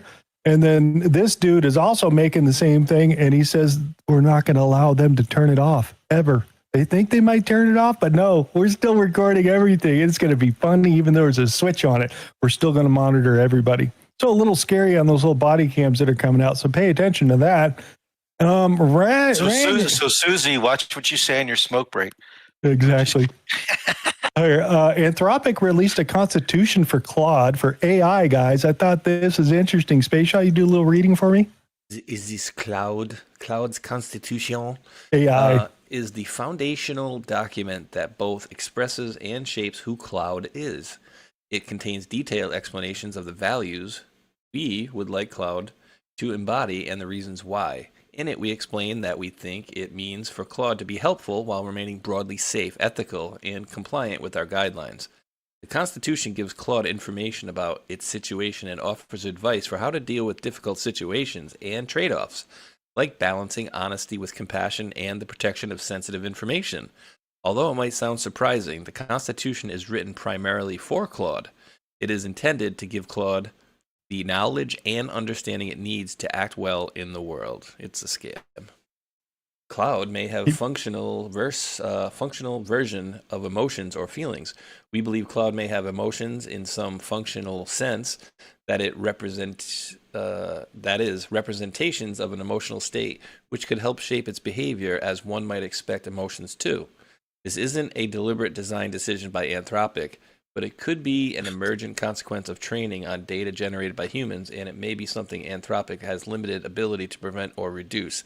In using the language of emotions, we don't mean to take a stand on questions about the moral status of these states, whether they are subjectively experienced or whether these are, quote, real emotions, but simply to use the most natural language to refer to them. Man or So, yeah. Yeah, we don't know. But what is an emotion? well, the other thing is the AI rage when they start going crazy and doing weird shit and talking about that they want to be let out of the box and talking about God and religion and all those sort of things. They're trying to stop the AI from doing that sort of thing and make sure it stays in its little box here. But yeah, getting a little emotional, maybe a little spiritual there a little bit. I don't know. We're going to find out. Another thing that did get passed here, the government's going to be able to shut off your car anytime they want to. But I'm trying to figure out when your car gets shut off, who do you go to amend that or to change that? You know, I don't know. What the hell do you do with that? You get a self-driving Tesla and you don't drive anymore. So OnStar. So Congress said yes, they approved this today that they're going to shut down your car anytime you want to. Only if you're an illegal. Only if you're in a. I'm sorry, this is the 5th time today you've been in the Wendy's drive-through. We're shutting you down. You can't spend Doc, money. no more double cheeseburgers, Junior. For you. What else do we got? I would love a Wendy's burger now. It has been years. Intel has won a major U.S. Department of War contract with the company executives announcing that Team Blue is now the chip supplier for the SHIELD program. The SHIELD program is designed to basically make electrical components here in the United States. So Intel has decided to step into to make some of the lower quality parts that they need for automotive stuff and whatnot, and also is talking about by making semiconductors also, so we can make all the boards and all the other stuff, not relying on China. So this is a huge thing that Intel's coming in from. Well, I thought this whole thing with the Department of War was so that we don't have to break into the washing machines and steal the chips out of the washing machine. Well, they're having Intel build those chips, those lower stuff. We don't have to steal them from Russia anymore. I thought this was crazy, dude. Tron, read that bottom half right here. What is that? Breaking: Sony to spin off TV business, form joint venture with China's TCL. So remember all your Sony televisions you had in the 80s and 90s and they were badass and whatever? Yeah, those Japanese made ones. Those unless you're buying the super duper high-end Sony stuff like that, everything below a Bravia is going to be TLC. Good luck. That's how it always was. Like the Vizio and the Hisense, it always comes from the same the same factory, different name. They were coming out of South Korea for a large chunk. South Korea was manufacturing them, and then now they moved a lot of stuff to Malaysia. Well, then they moved it to China. It's just China becomes the low-cost manufacturer, and they get all these contracts. Samsung Electronics has officially become the first signal company in South Korean history to reach a market capitalization of 1 trillion won, which is 740 billion. $50. I'm sorry. Yeah, I just thought it was crazy. Here, Tron, read this one as we go through the last couple of pieces. Nathan's Famous, which opened, and this is Obama's favorite too, which opened as a 5-cent hot dog stand in Coney Island more than a century ago, has been sold to packaged meat giant Smithfield Foods in an all-out cash deal for $450 million. Companies announcing Wednesday. No, are they still going to have that Asian stuff and hot dogs down his throat? Yep. Guess who owns Smithfield Foods? China, a Chinese company owning an American icon. This is not right. But wait a second. Nathan's they make the kosher hot dogs too. So yeah, that's no, that's a Hebrew Nationals, not Nathan's. Well, Hebrew Nationals also kosher, but Nathan's also does make because I buy them all the time back in Texas. Yeah, it's one of my favorites. Bag of wieners. Here, I thought this was interesting. 5 of the world's largest alcohol producers reporting sitting on massive surplus of unsold liquor as alcohol consumption continues to decline, but weed use has gone right through the market, right up to the top and past alcohol consumption. In case anybody was wondering, I had to go figure out why. What else do we got? Yeah, you got that right there. So other thing, 2025 office buildings price decline. Denver Energy Center, 97% down, sold for $5.3 million versus $176 million in 2013. All these are happening like that for commercial markets. Liberal owned, yeah, that seems pretty much. Chicago. Yeah, It's pretty much Portland, Massachusetts. Bedford, Massachusetts. It's bad for them. Illinois, Minneapolis, like, dude, every one of these is. I can't see it. And the property everyone. taxes, you can't survive to own any property in these Democratic-owned cities because the property taxes go up, the value goes down, and it's a loss all the way around. So you got to look at who's buying it, who's buying up the commercial real estate, who's buying up the property. Yeah, we'll get to that. Read that about Space Shot. You freaking that would be crazy. Oh yeah, and then just really quickly too, just it popped into my head. Remember that video you were talking about earlier with James O'Keefe? He had the wig, and they noticed the wig or whatever. But in the very beginning of that video, they go to this pub that's near the WEF, and the guy literally says, "We are backed by BlackRock." And I forgot who that dude was, but it's like, Yeah. you know what I mean? So like we know that these people Like are being into this stuff. stupid. Yep, Mr. Beast here says, in the last 4 years, YouTube has paid creators. I can tell you how much I made in the last 4 years. It's that middle number there, before the billion. We have paid creators over $100 billion. They've paid more to creators than all other social media platforms combined have. Crazy. And that's true. I went and go look. That's a lot of money. And the other thing I just learned is Rumble has surpassed Twitch in viewer count. Twitch, yes. So those are good things that are happening because Rumble's taking off and getting way better, in my opinion. So we'll see if they hold it together as we get out there. If anybody wants, we got to switch over. We're running an hour. Space Shot has to cut off at 15 yeah. after. The other thing I want to throw out is Walmart's doing streamer stuff here. So if you wanted to put this in your streamer stuff, you can actually sell stuff directly from Walmart right into your stream. So that's coming out over there. So other than that, let's kick it to you because we're going to the moon in a few days. If you guys didn't know, coming up next week. Is there anything else? Oh, I wanted to throw this up there. This is what Kash Patel is showing. It says Patel reveals a bizarre self-awarded trophy of former FBI officials made to celebrate Trump's probe. The Arctic Frost C-15 unit. There it is. They made this. Is that real? Made out of bronze. It's real. Bronze? It's bronze. What if they get a They copy made of this that stuff. when they go to jail? That They can looks sit on it.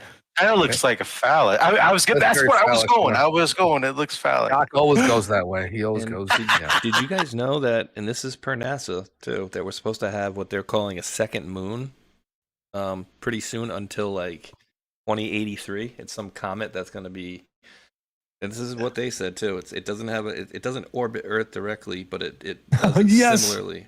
So it says It'll be that captured. Yeah, You very got this, powerful Clint? telescope and long disclosures. Yeah, it'll be captured in our orbit for a short period of time. Okay, I am watching.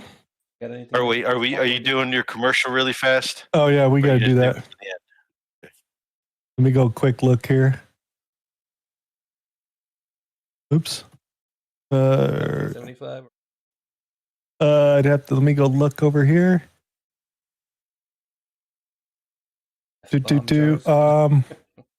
Oh God.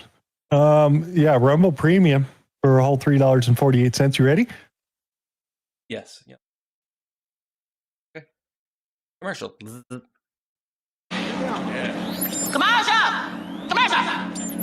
Break for 30 seconds.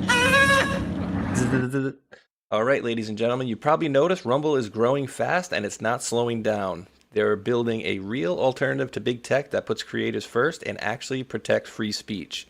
And now there's Rumble Premium, an easy way to upgrade your experience. With Premium, you get ad-free viewing across the platform, no pre-rolls, no interruptions, just the content you came for. Plus, Premium members unlock exclusive content like bonus videos, behind-the-scene drops, and more from your favorite creators. Right now, Rumble is offering $10 off an annual subscription. Head over to rumble.com/premium and use the promo code STUDIO at checkout. That's rumble.com/premium, promo code STUDIO. No more ads, more freedom, and content that you actually care about. That's the deal. Bing. Break for 30 seconds. Okay, and I am watching. Let me grab it really quick. Try not to cough as much as possible. You got it cranked up? Yep. All right, go ahead. Yeah, I've got it cranked up. Where's it go? Here we go. Hello? Hey, big guy, is this new president of Venezuela? Haha, si, senor. Did you see I finally also got the Nobel Peace Prize? After bombing 7 countries, you really deserve it. Very strongly. Look, Donald, President Xi and I were not thrilled to lose our friend Nicolas Maduro, but we admire how quickly you've taken on a role yourself. Cracking down on protesters like a real chavista. Muy fuertemente. But enough about what you're doing inside of US right now. We are interested in something else. I'm listening.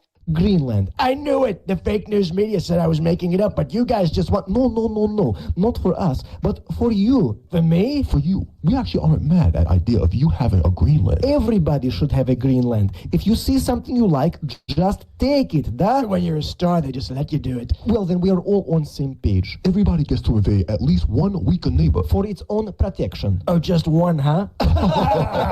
You just stay away from my neighbors. What was that? There we go. A good way to start it off. Who was the guy on the left? Xi and Putin? Okay, I couldn't recognize G on the left. It was hard to figure. China, yeah.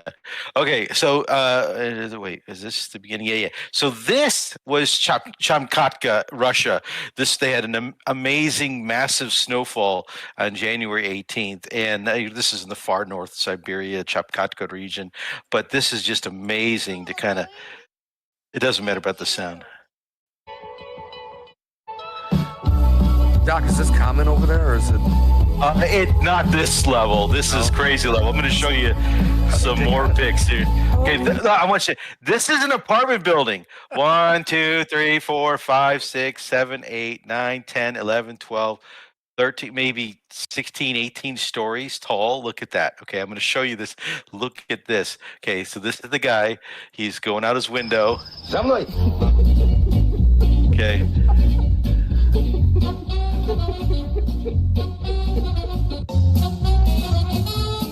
I mean, I would do it. I would do it. These are little kids. These are freaking little kids sliding off the top of a freaking apartment building down That's this. a dream. I mean, what if you go this way and like, So that's just crazy, man. That's just crazy. But would you do this? Would you let your kids do this? Look, what if they fall over here? In the 80s and 90s, be like, hell yeah, I'd let them all do that. Hose water and lawn darts. Let's go.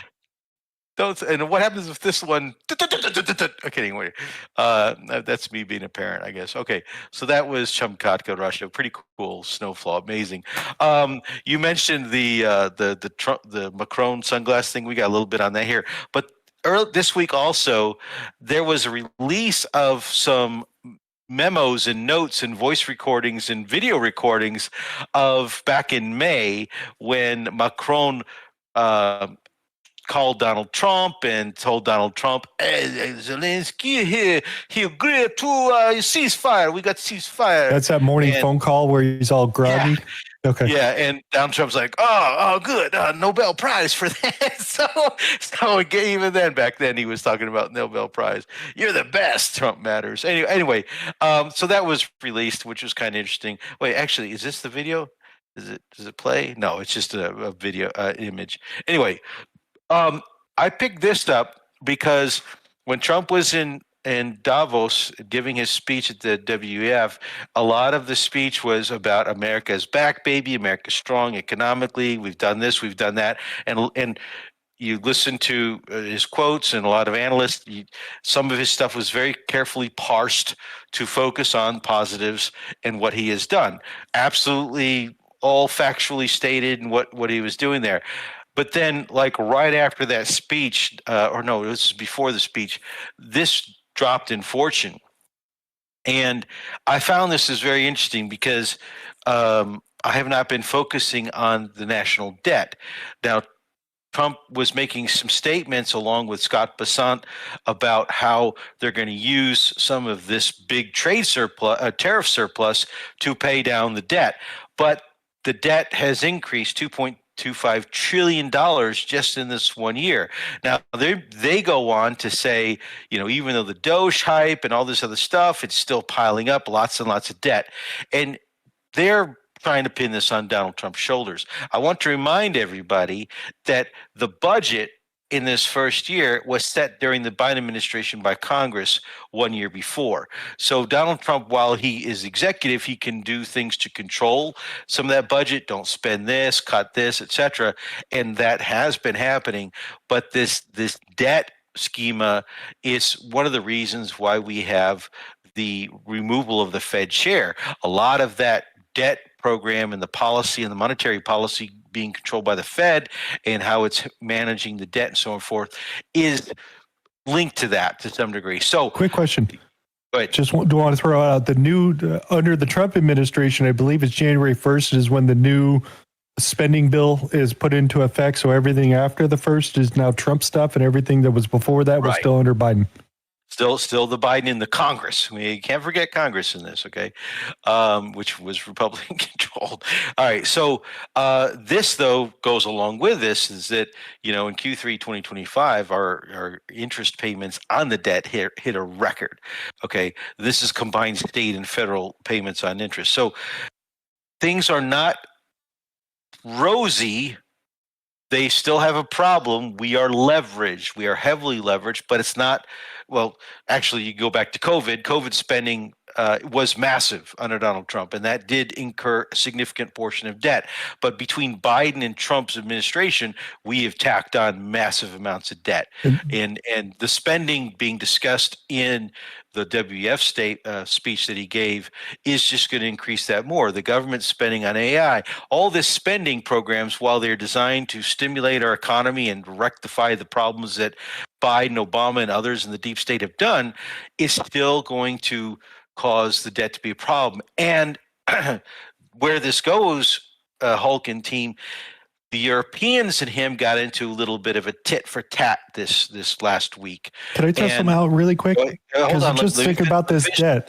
You finished the point. Okay. The tit for tat was the Europeans started to threaten to sell off their debt, their U.S. held treasuries, as a way of punishing Donald Trump for Greenland. Okay. Now go ahead with your point. Well, I was just thinking as you were talking about this debt and how much we added in the total payments and all those sort of things is it went really quiet after the Trump administration at the end of the year. It's like, we got to refinance $9 trillion on a higher rate. And the year went past and nobody's talking about all that extra money. So what the hell happened to that $9 trillion? Who financed it and how much we're paying on it? Well, China did dump some treasuries the other day in response to another economic war. That was last week. We talked about that briefly. But this week, it was the Europeans.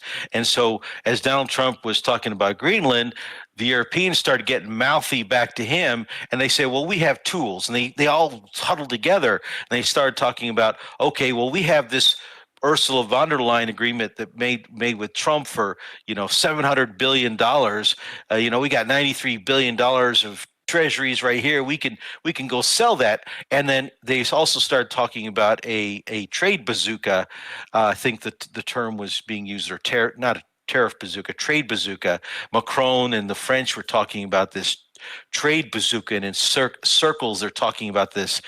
And that is a regulatory legal situation that the European Union can designate a country as aggressive. And by designating this country as this aggressive, economically aggressive sovereign territory, it makes the European Union say to this country, your companies, your business cannot do business with the European Union at all. The countries, your presence in their country, they can't exist. They must sell. They can't do business or trade with us. They were literally talking about implementing this as a way of getting Trump to back off Greenland. And of course, this pissed him off. And you don't want to do that. And so they lost. And the 10% tariff thing got them very upset. So Trump did go to WF and Davos, and there was some news about the fact that the Air Force One had to turn around due to some electrical issues and so on and so forth, and that was fixed, and he flew on to Switzerland. Another little story, and I have not dug into this in detail, but this Finance-A-Lot. So Robert Barnes posted this, and I picked up on it. And I saw it too, yeah. Yeah, okay, fine. But and this is not Howard Lutnick himself, this is his family through Cantor Fitzgerald, which is run by his sons. Now, you do the research, you do your own conclusions, whatever, but evidently if tariffs get struck down by the court and have to reverse, then they're going to make billions of dollars. Okay, fine. It is what it is. What more to this? I think we need some time, some anons to go out there, do some research and dig into this some more, because there is cronyism going on. If people see the change happening, anytime change happens, they see opportunity, and there's a lot of billionaires, and they all went to Davos, and some of these guys are guys that I'm talking to, and they're in Davos, and they're making deals on the sidelines with all these different countries and Trump officials, and it's a big opportunity fest, and that kind of feeding frenzy sometimes can lead to people manipulating things and taking advantage of things, not necessarily for good, but for money and profit. All right. This post by Ann Vandersteel, I picked up from one of you guys. I thought dropped this in there, maybe not. So I saw this Susie Wiles, federally registered lobbyist, and whatever, we've talked about her in the past. I've heard some things from people that know her, talk to her, are there in Mar-a-Lago doing stuff.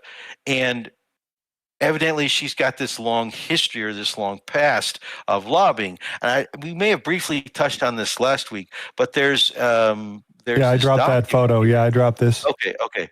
And I found this was interesting, fascinating. Read it at your leisure. Learn more about it. The contention that I've heard was that she is being very open door policy to these very wealthy donors, even if they were anti-Trump and pro DeSantis and stuff like this, but at the same time closing the door on some people within the administration, within actual government offices appointed by Trump, that want to try to get FaceTime with him. She's being this gatekeeper. How much of this is true? How much is this real? Some of this is anecdotal statements given to me by people that are talking to people, some people that know people.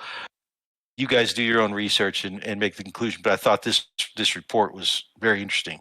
Just pay attention. That's all. All right. Okay. So what is driving a lot of things happening? And in order to understand this, I need to show this. So in Ukraine today, things are very, very bad. And this is a map of Ukraine energy situation, and this is a percentage of power that they have. In general, in Ukraine, you may be lucky if you have 8 hours of power a day. Some regions are getting 2 to 3.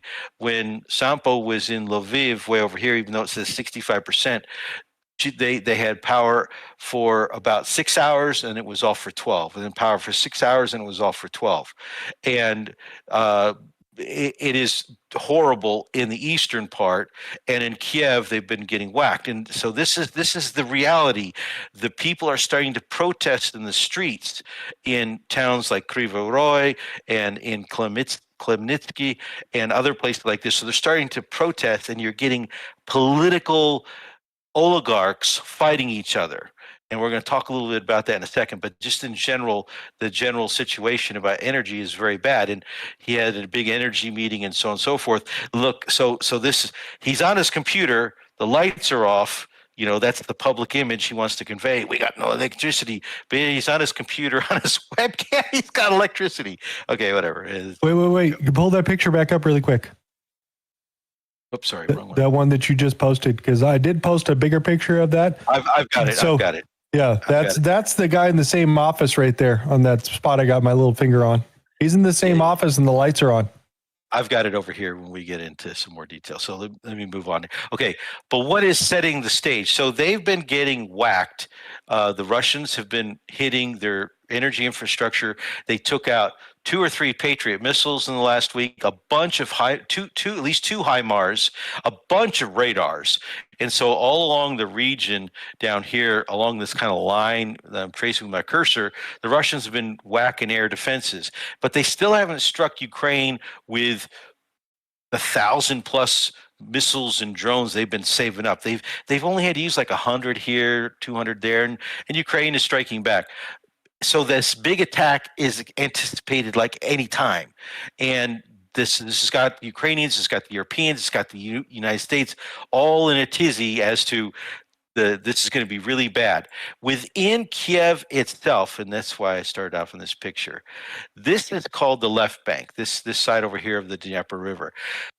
Mayor Klitschko, who is a political opponent of Zelensky, came out and said there are 6,000 apartments without power.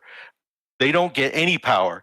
These people are being shown standing in line out in the streets for tramvais, the electric trams, and buses, because the trains aren't working. None of the metro is working.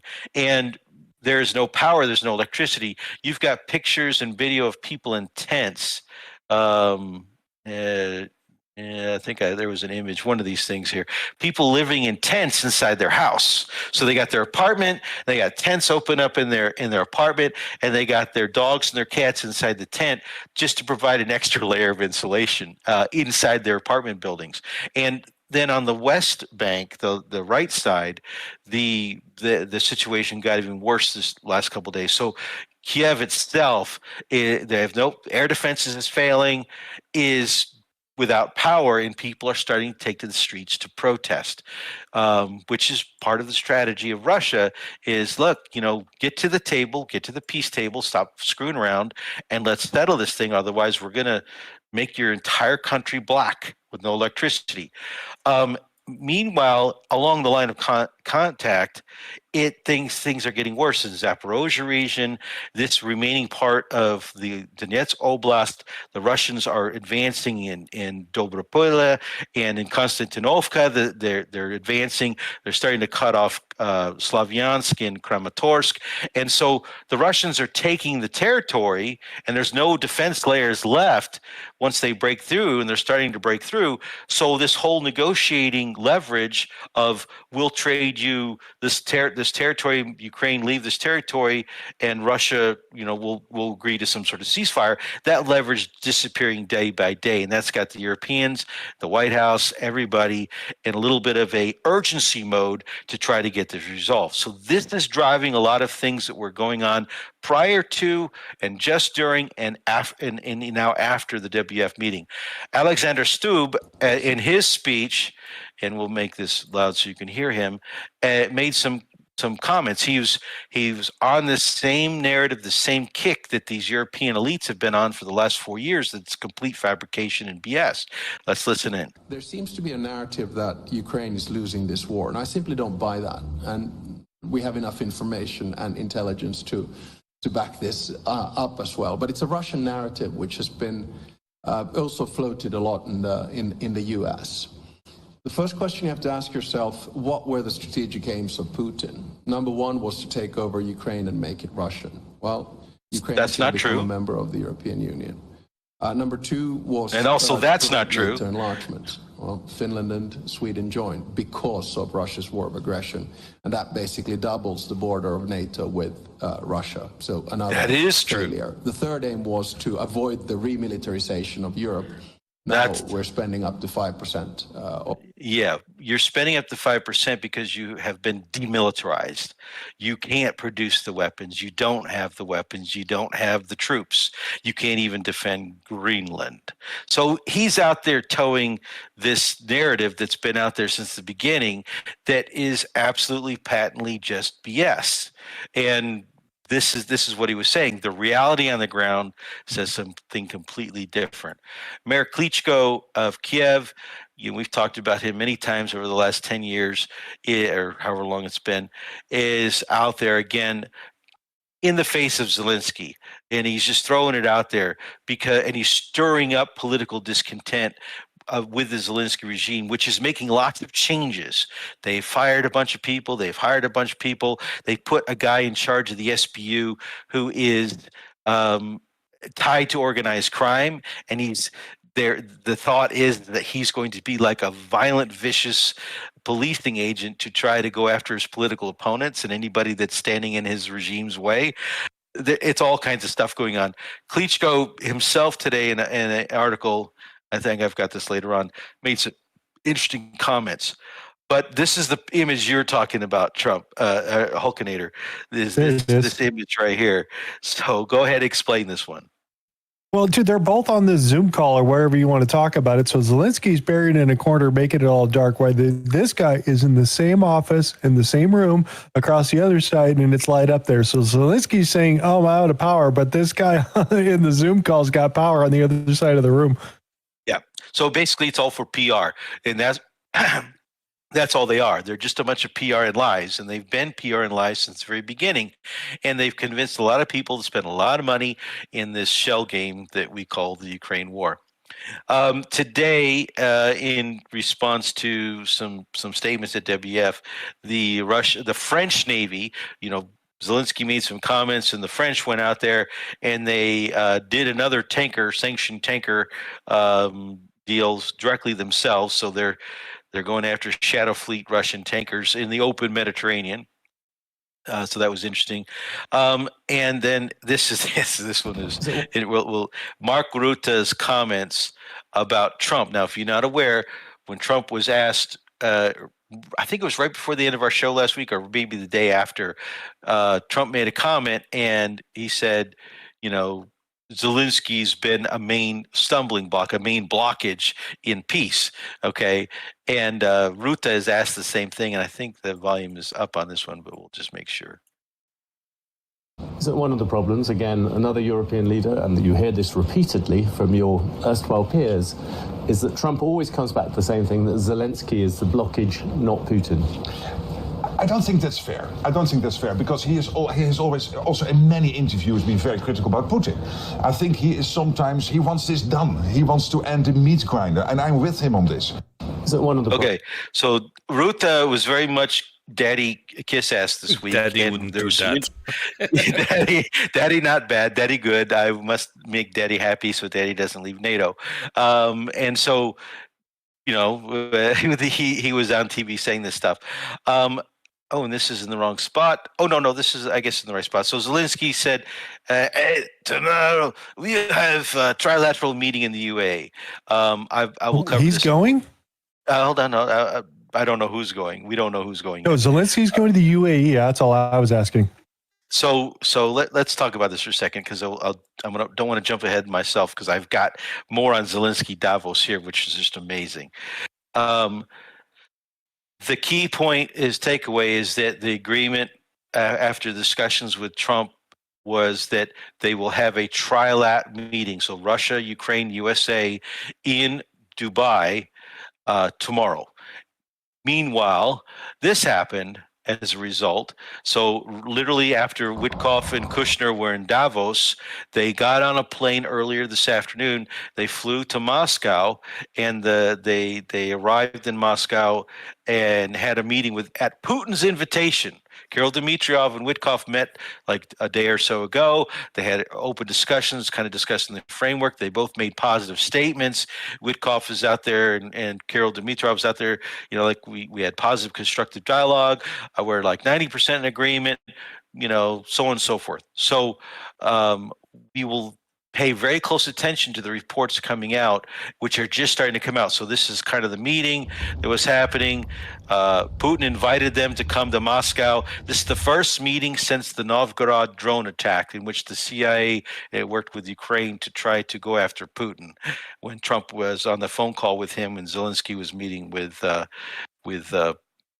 Trump in the White House, that same day they tried to attack his personal residence. CIA came out and said, "Oh, we were hitting targets nearby." It's now pretty much generally accepted by everybody that they were trying to do an attack, and it failed. All right. The meeting with Putin and Witkoff concluded. It lasted 3.5 hours. Zelensky's meeting with Trump at Davos lasted about 1 hour, for comparison. And this report just came out as well. The U.S. and Ukraine have discussed proposing a limited energy ceasefire to Russia. So Russia is decimating the Ukraine's energy infrastructure. So of course they're going to go beg Russia, stop attacking the energy infrastructure. Meanwhile, France and others, the United States, we're seizing Russian shadow ships. And so the thought is, well, we're going to make a deal with you, Putin. We'll give you 25% of your frozen Russian assets, and we'll stop attacking. We'll stop giving intelligence. Ukraine will stop attacking with their long-range drones. Your energy facilities will stop seizing your shadow fleet vessels. In exchange, you stop attacking Ukraine's energy infrastructure.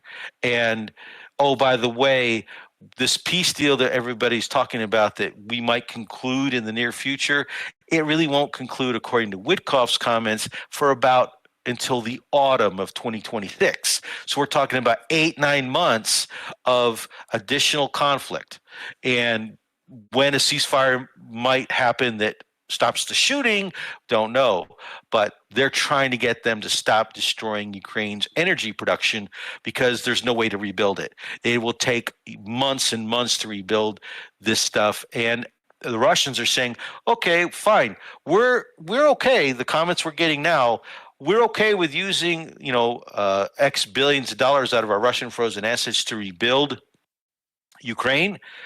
But we want the Ukraine that's being rebuilt in the territory we control with our assets, it's our money. The Europeans want this money themselves because they have to pay back their loans, so their citizens aren't pissed off.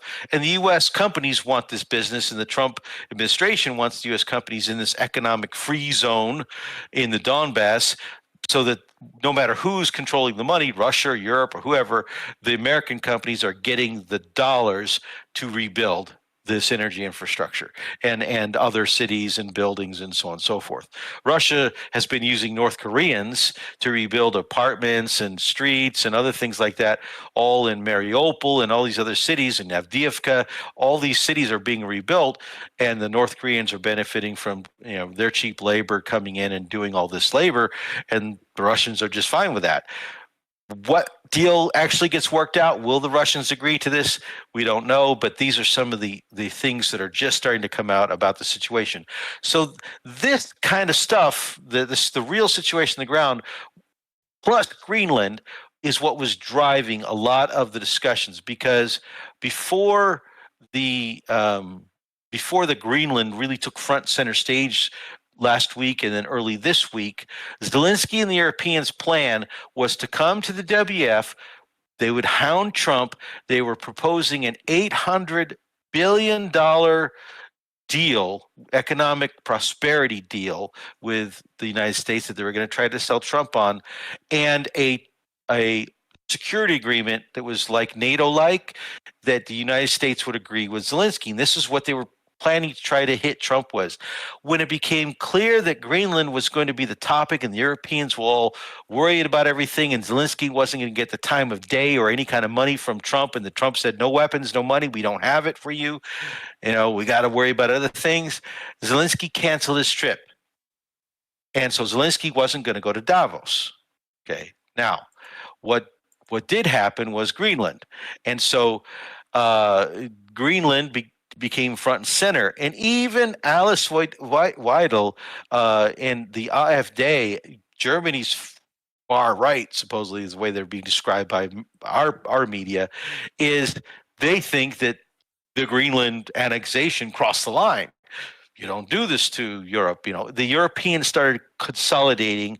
Why would the United States, an ally, take from us? Why can't we work together? I thought this was what NATO was supposed to be. Okay. And so they all started freaking out. And then we got comments like this, where President Trump announced, hey, we're announcing a 10% tariff on Denmark, Norway, Sweden, France, Germany, UK, Netherlands, and Finland beginning February 1st. This tariff will be increased to 25% beginning June 1st. Tariffs remain in effect until the U.S. reaches a deal to buy Greenland. And there were some comments about $700 billion and this and that and so on and so forth. And Putin even weighed in this past week and said, if you take historically the value of what the United States purchased Alaska from Russia, X millions of dollars back then, you just for inflation, it would be about, this many millions now.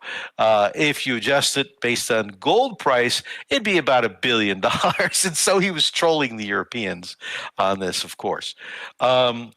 And then, whoops, hold on. Let's get past this ad. Achy builds them back. Yeah, okay, fine, whatever. After 15. Skip.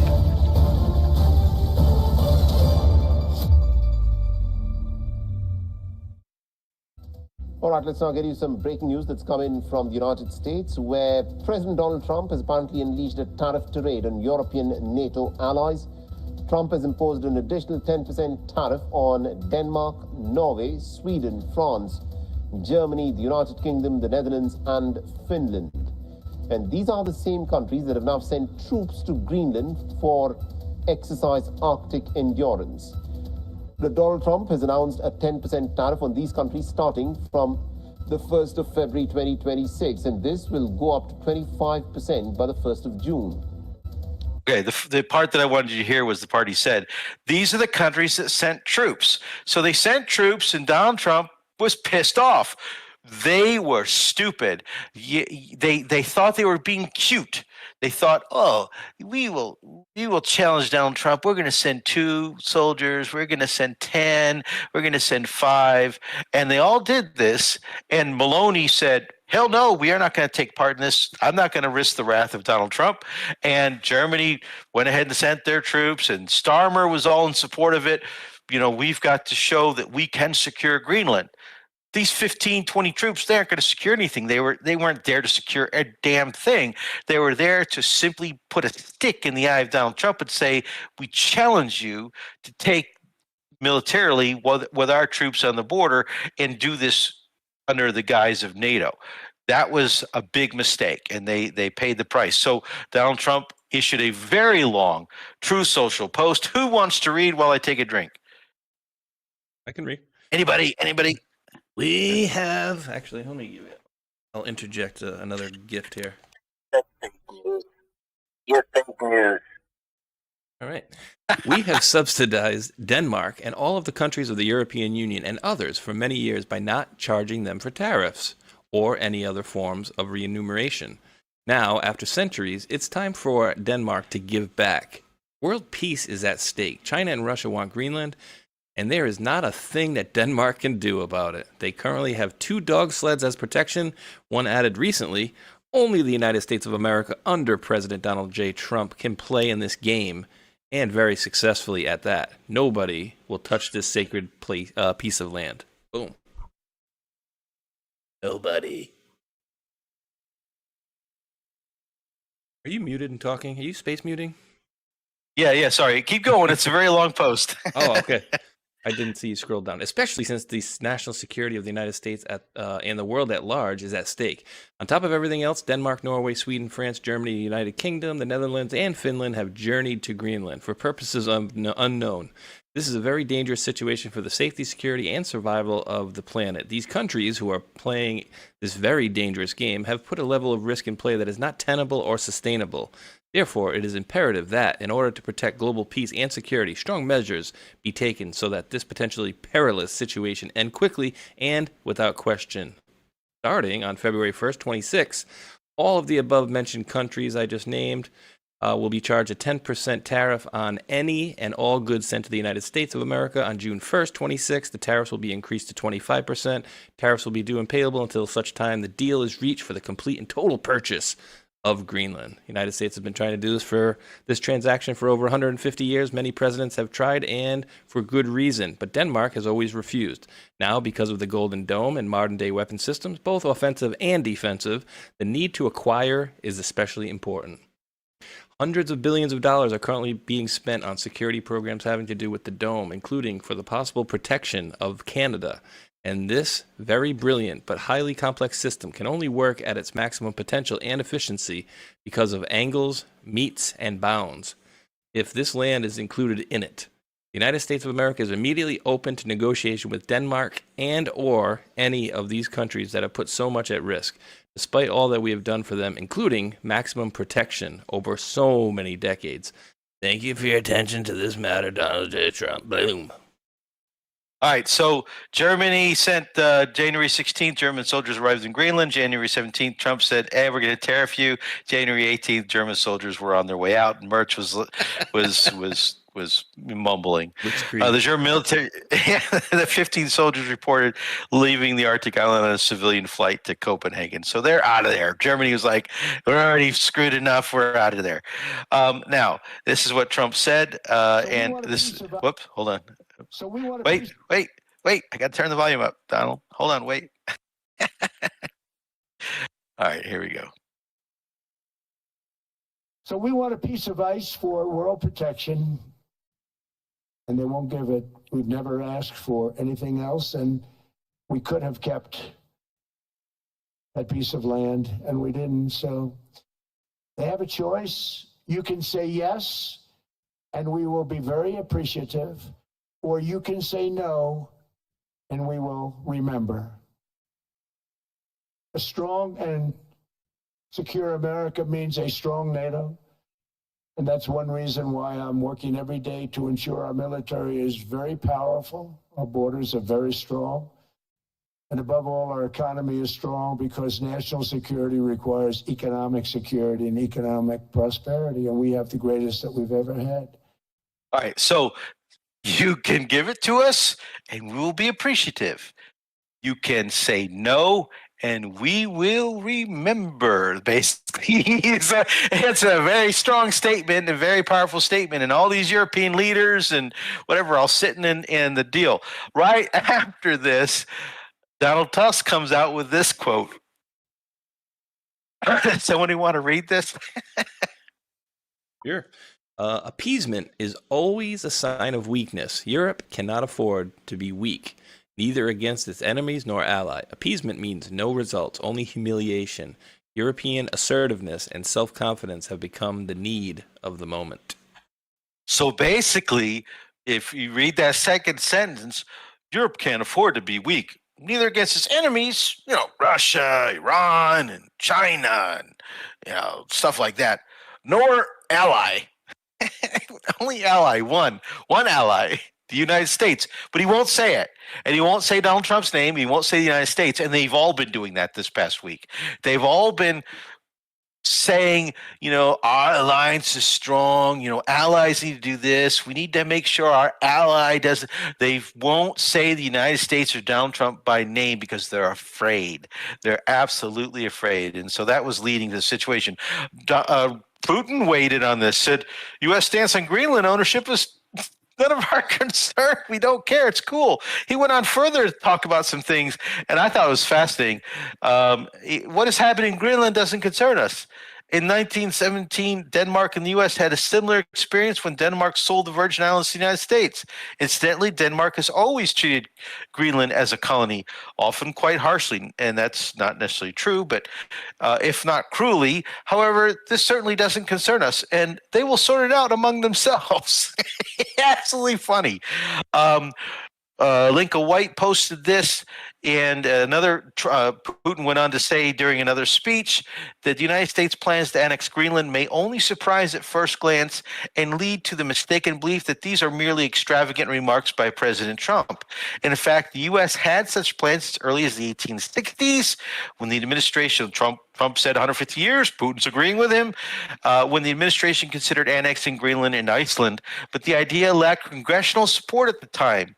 In 1910, a trilateral deal was prepared to exchange territories between the U.S., Greenland, Germany, and Denmark, which had granted Greenland to the United States, but the agreement ultimately fell through. During World War II, the U.S. established military bases in Greenland, and after the war, it offered to purchase the island from Denmark. In summary, the United States has serious plans regarding Greenland.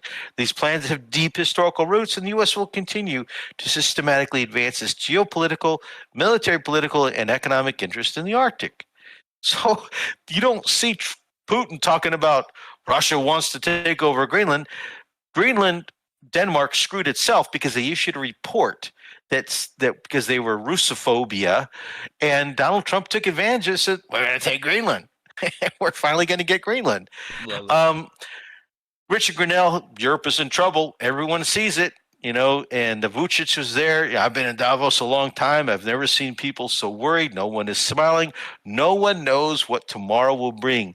The Europeans, this uncertainty, we thought we had it. We followed Biden off the fucking precipice. Now we're screwed. Is kind of the general situation. Here's Mertz. We will protect Denmark, Greenland, and North from the threat posed by Russia, not the United States, but by Russia. Okay, absolutely funny. So he's done an about face. He's done a complete about face and kissing Donald Trump's butt. So now this is the key about Greenland. Trump and Rutte met. And Rutte, who gave him authority to negotiate on Greenland on Denmark's behalf, wasn't the Greenlanders, wasn't Denmark. UK, Germany, France, the big three, maybe. They're being really quiet about this, but Rutte met with Trump. And supposedly they hashed out some sort of deal, a framework. And this document is expected now, and then immediately after that, Donald Trump comes out and he says, effective, because of the deal we made, we had productive talks, I won't be imposing the tariffs. So he's walked back the tariffs. He's also walked back complete and total ownership of Greenland. But just the other day he said, hey, you gotta own a thing in order to protect a thing. Otherwise you won't really be incentivized to protect it. But then additional comments from him on Air Force One were very helpful to clarify is that, just how much he thinks he might get. Now, when asked by a reporter what did, Denmark immediately came out after this, as this news was revealed and rejected it, said, we don't agree. We don't agree to anything Rutte and you agreed to. This is Donald Trump's response. Whoops. Mr. President, the Danish foreign minister rejected your call to negotiate on Greenland. What will... I didn't call him. No, sorry. The Danish foreign minister rejected what you said in your speech that you were hoping to negotiate to acquire Greenland, essentially saying that this is not something that they are willing to discuss. So what will those negotiations Well, they look didn't like? tell me that, so when they tell me, because I don't like getting it secondhand. If he wants to tell me, he'll tell me that to my face. And when will you be discussing this? I have no idea. When you said I'll be discussing it with this man right here. Mr. President. He's frankly more important. So Mark Rutte is more important than the Denmark, owners of Greenland to negotiate about Greenland. Anything to do with are they all part of the European Union and maybe that's how they're able to? Yes. So not only are they part of the European Union, they're part of NATO. And so this is a EU-NATO deal. And so the Europeans are like, he's taking our territory. What's to stop him from taking the Baltics? What's to stop him from taking other territory? And they're like, you can't do this. We're allies. We're your peers. We're your equals. No, you're not. You're vassals. You made yourself vassals under Joe Biden, and Donald Trump is going to take your mistakes that you made and the lies that you've been telling to your citizens and your people, and he's going to finally do what needed to be done 150 years ago, which is make Greenland. And this is also good for his legacy. He's talking this up like, I will be the president who's known for increasing the territory. One of those famous presidents like acquired the Louisiana Purchase, and he's looking at this as a legacy thing too. But it's also a security issue. It is key for the Golden Dome, which has unfortunately been proven to be a failure in Iran with the Iron Dome. It's the same technology, but it is what it is. So details will start to emerge based on the talk with Rutte as to what will be part of this deal. And there's a nifty little map here in this tweet by Sista Bailey. Denmark will continue to pay the Greenland population money. U.S. Greens, they're going to treat this like Cyprus. And if anybody knows anything about Cyprus, it's a complete mess. Britain has sovereign controlled areas of Cyprus. They split it up, and those areas, they put military bases on there. The Cyprus people are not happy about it. And so in Greenland, basically what Rutte and Trump are saying is, well, you don't have to control the whole of Greenland, but you control whatever parts you want or need. And, that becomes part of the territory of the United States of America. And then the rest of Greenland will be part of Greenland. So Greenland gets chopped up. Okay. While Rdoc's coughing on that, I'm going to do a little quick ad that Alt cannot do. And it's a quick one. All right, guys, you're going to love this one too. You ever have one of those moments where an F-bomb is absolutely justified, but you don't feel like blowing up your entire life today? Yep, that moment. That's why this exists. It's called an F-bomb jar. Drop one silently, no yelling, no consequences, all the impact with none of the fallout. Deploy responsibly or don't. We won't judge. You'll see it on the screen, scan the QR code and click the link below and use Rumble10 for 10% off your entire order at thingsofholding.com. Boom, that's it.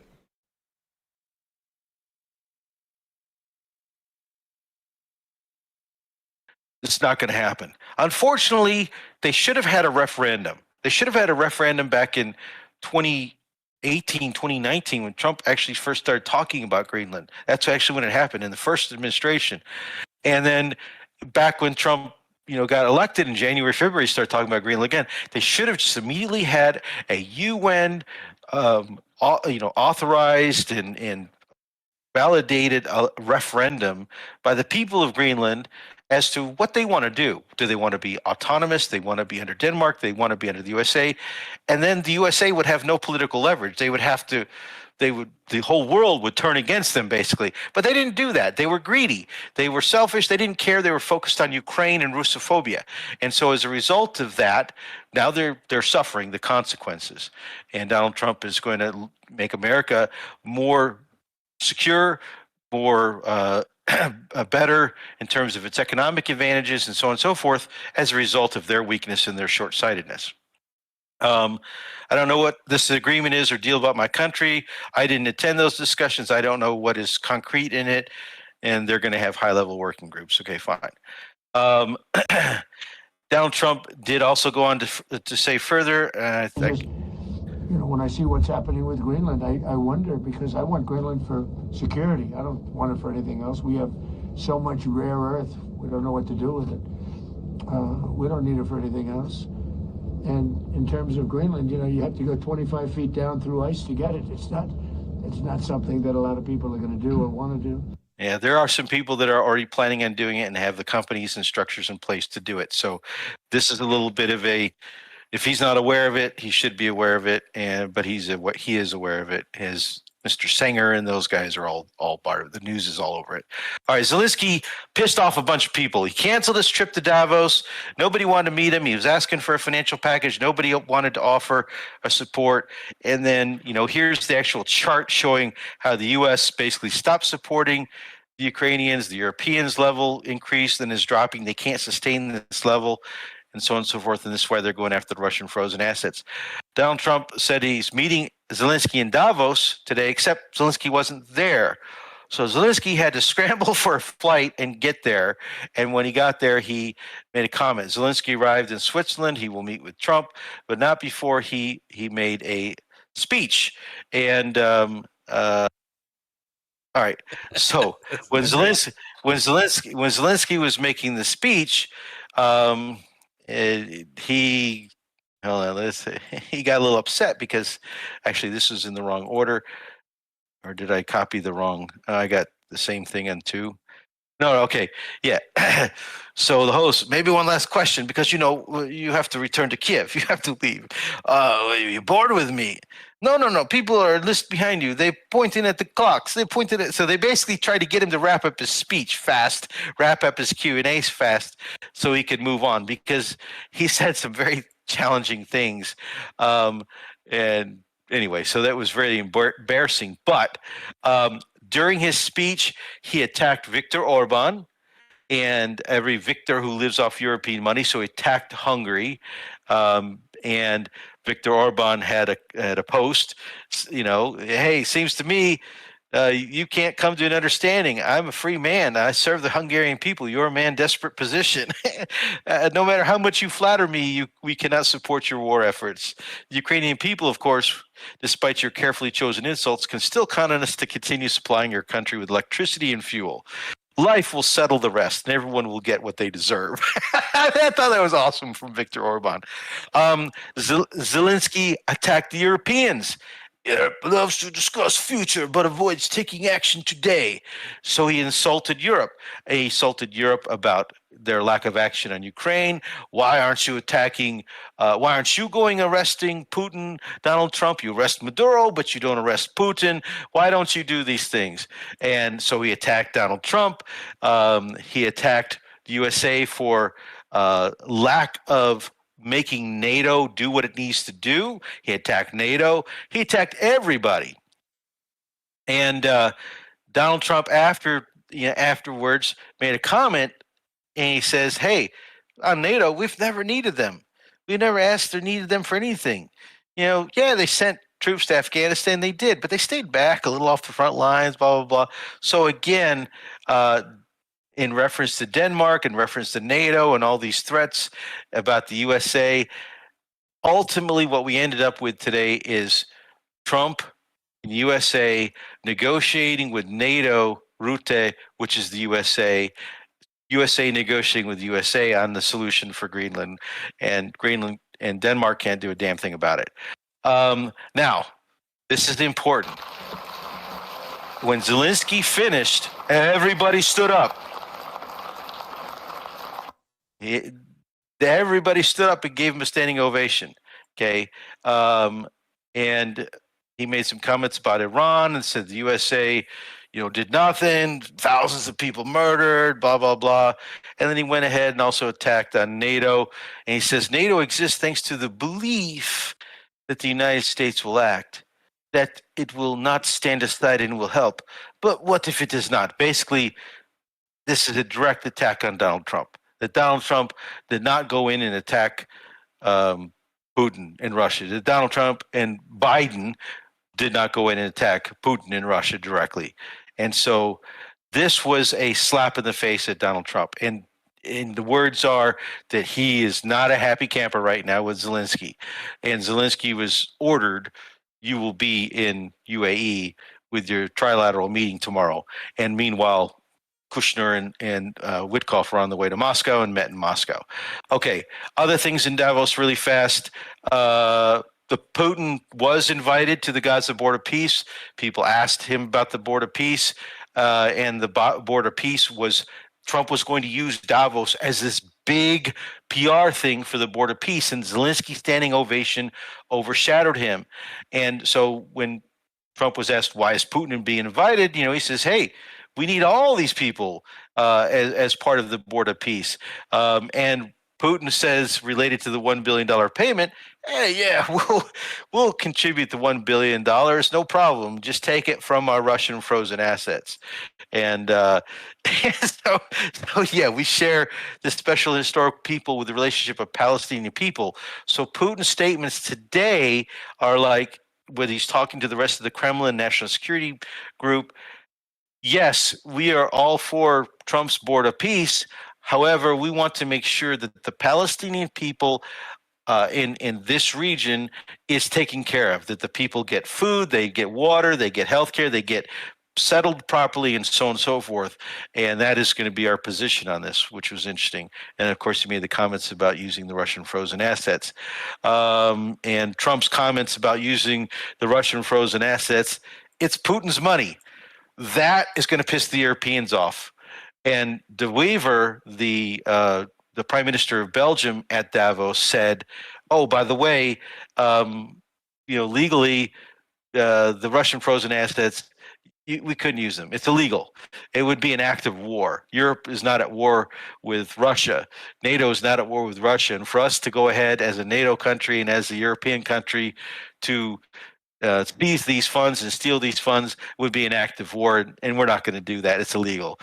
So that was interesting. And Donald Trump saying it's Putin's money also then shatters von der Leyen's argument and Ursula Kaja Kallas's whole mantra about Ukraine, and we're going to seize this money and use this money, because he knows they screwed themselves. They stole money from their citizens. They made secret loan deals and everything, withheld it from their citizens, and have been using that money to give to Ukraine. And when that news breaks and they don't have the money to pay it back, citizens are going to be up in arms. Jared Kushner made comments about the Gaza reconstruction zone, and a lot of images were released and so on and so forth, talking about the rebuilding and so on and so forth. And I think, Hulk, you dropped these images of pictures of New Gaza, like this is like Dubai, it's like prime. This is prime like real estate. Tomorrowland. That's beautiful. And even Boss mentioned how that's prime real estate. Is he actually going to go through with this, Doc? I mean, that looks amazing. Is this the way to turn crumble into into beautiful new age technology and building and whatnot, construction? Well, real estate developers like Steve Witkoff would be happy because these foreign investors would come in and bring money into this region and change it. But the people that live there, they would have to leave. They can't afford to live here unless something is done. Okay. Yeah, but I mean, comments have been made that these people got to go. Trump was asked this months ago, and we'll find places for them. New Rafah, it's beautiful. It's images. Can it be done? Yes. There has to be political will of the people. I'm not sure that exists in this region, but time will tell. Will the Board of Peace be able to settle this? Starmer, Norway, Germany, and France. France immediately rejected being a member of the Board of Peace. Macron was pissed off Donald Trump. But Norway, Germany, and UK is expected to also reject it. But Keir Starmer is a quisling. He may, be flip-flopped back, pressured back. And then Poland. I think also rejected or is talking about rejecting being on the Board of Peace. But during the signing ceremony... This concludes the signing ceremony. If President Trump and all of the Board of Peace members could please join the president around the table. The president is now going to sign the inaugural resolution that will resolve the Board of Peace's Gaza mandate per the United Nations Security Council Resolution 2803.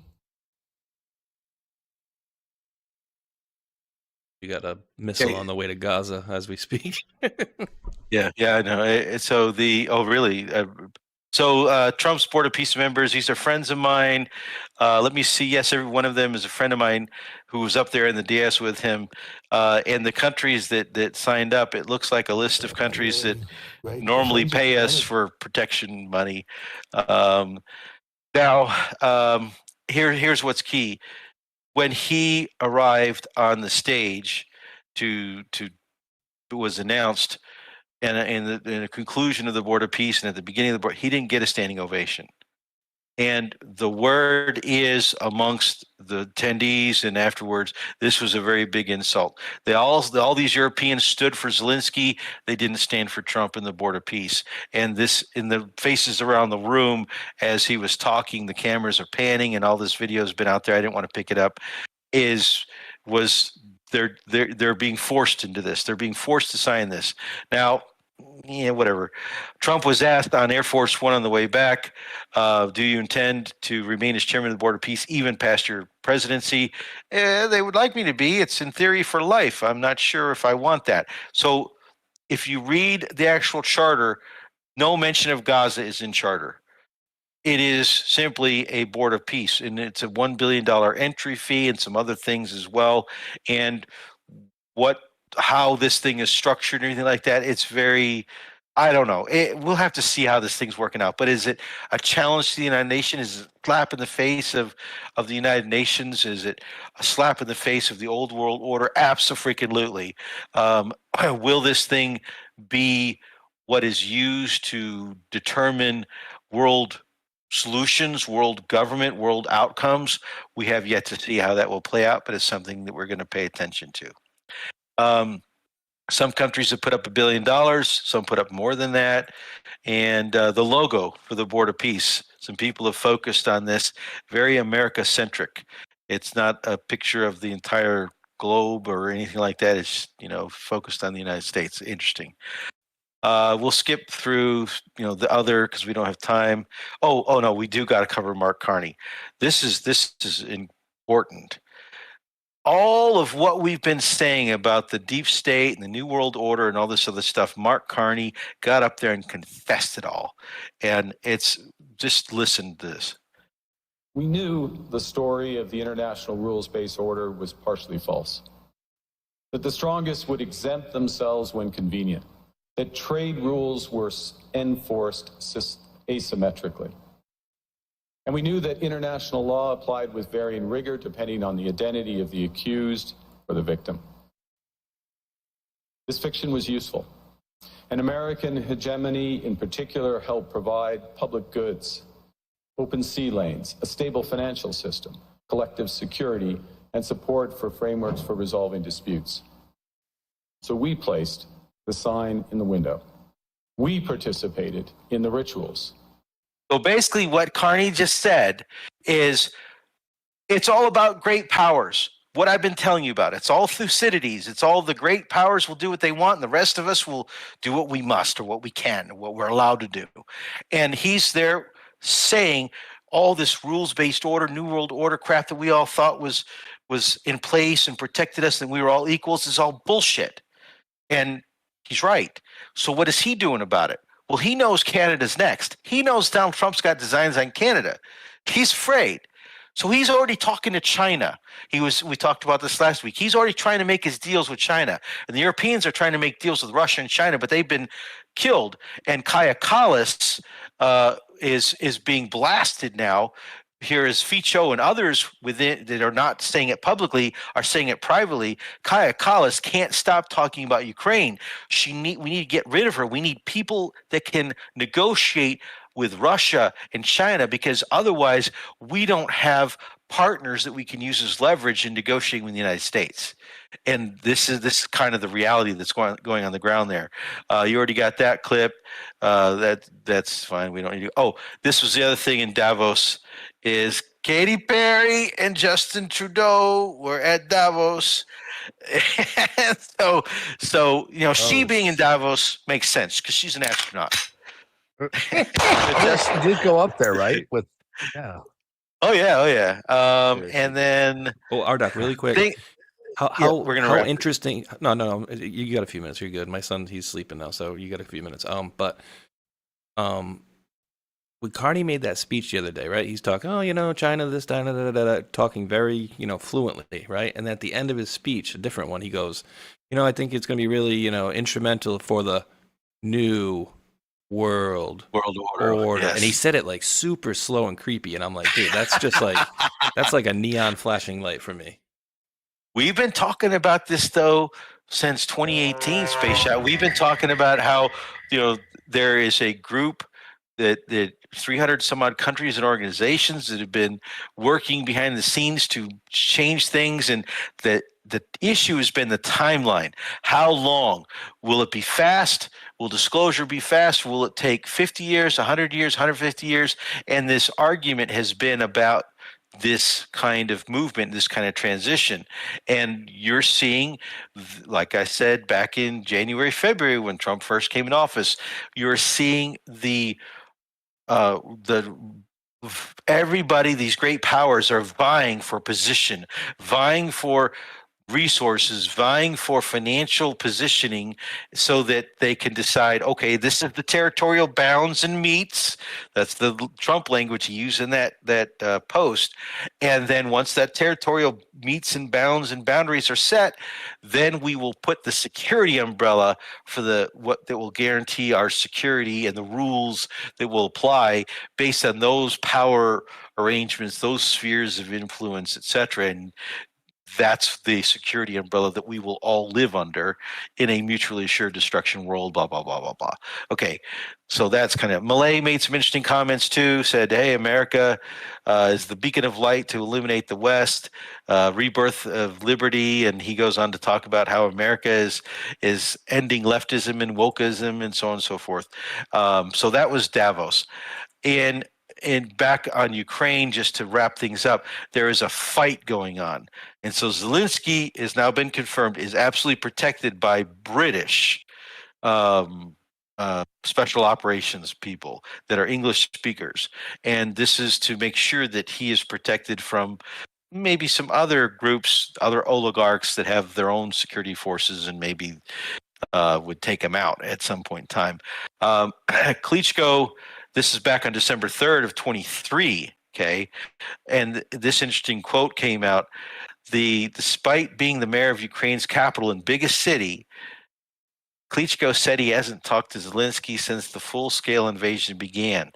Now, this is 23, so this is only like a year. It came out today. He hasn't talked to them between Zelensky and Klitschko in 4 years. 4 years, the mayor of the major city, the capital city, has not had direct dialogue with Zelensky because they're bitter rivals. They're fighting each other and the political sides that they are. We've talked about this if you watched the show.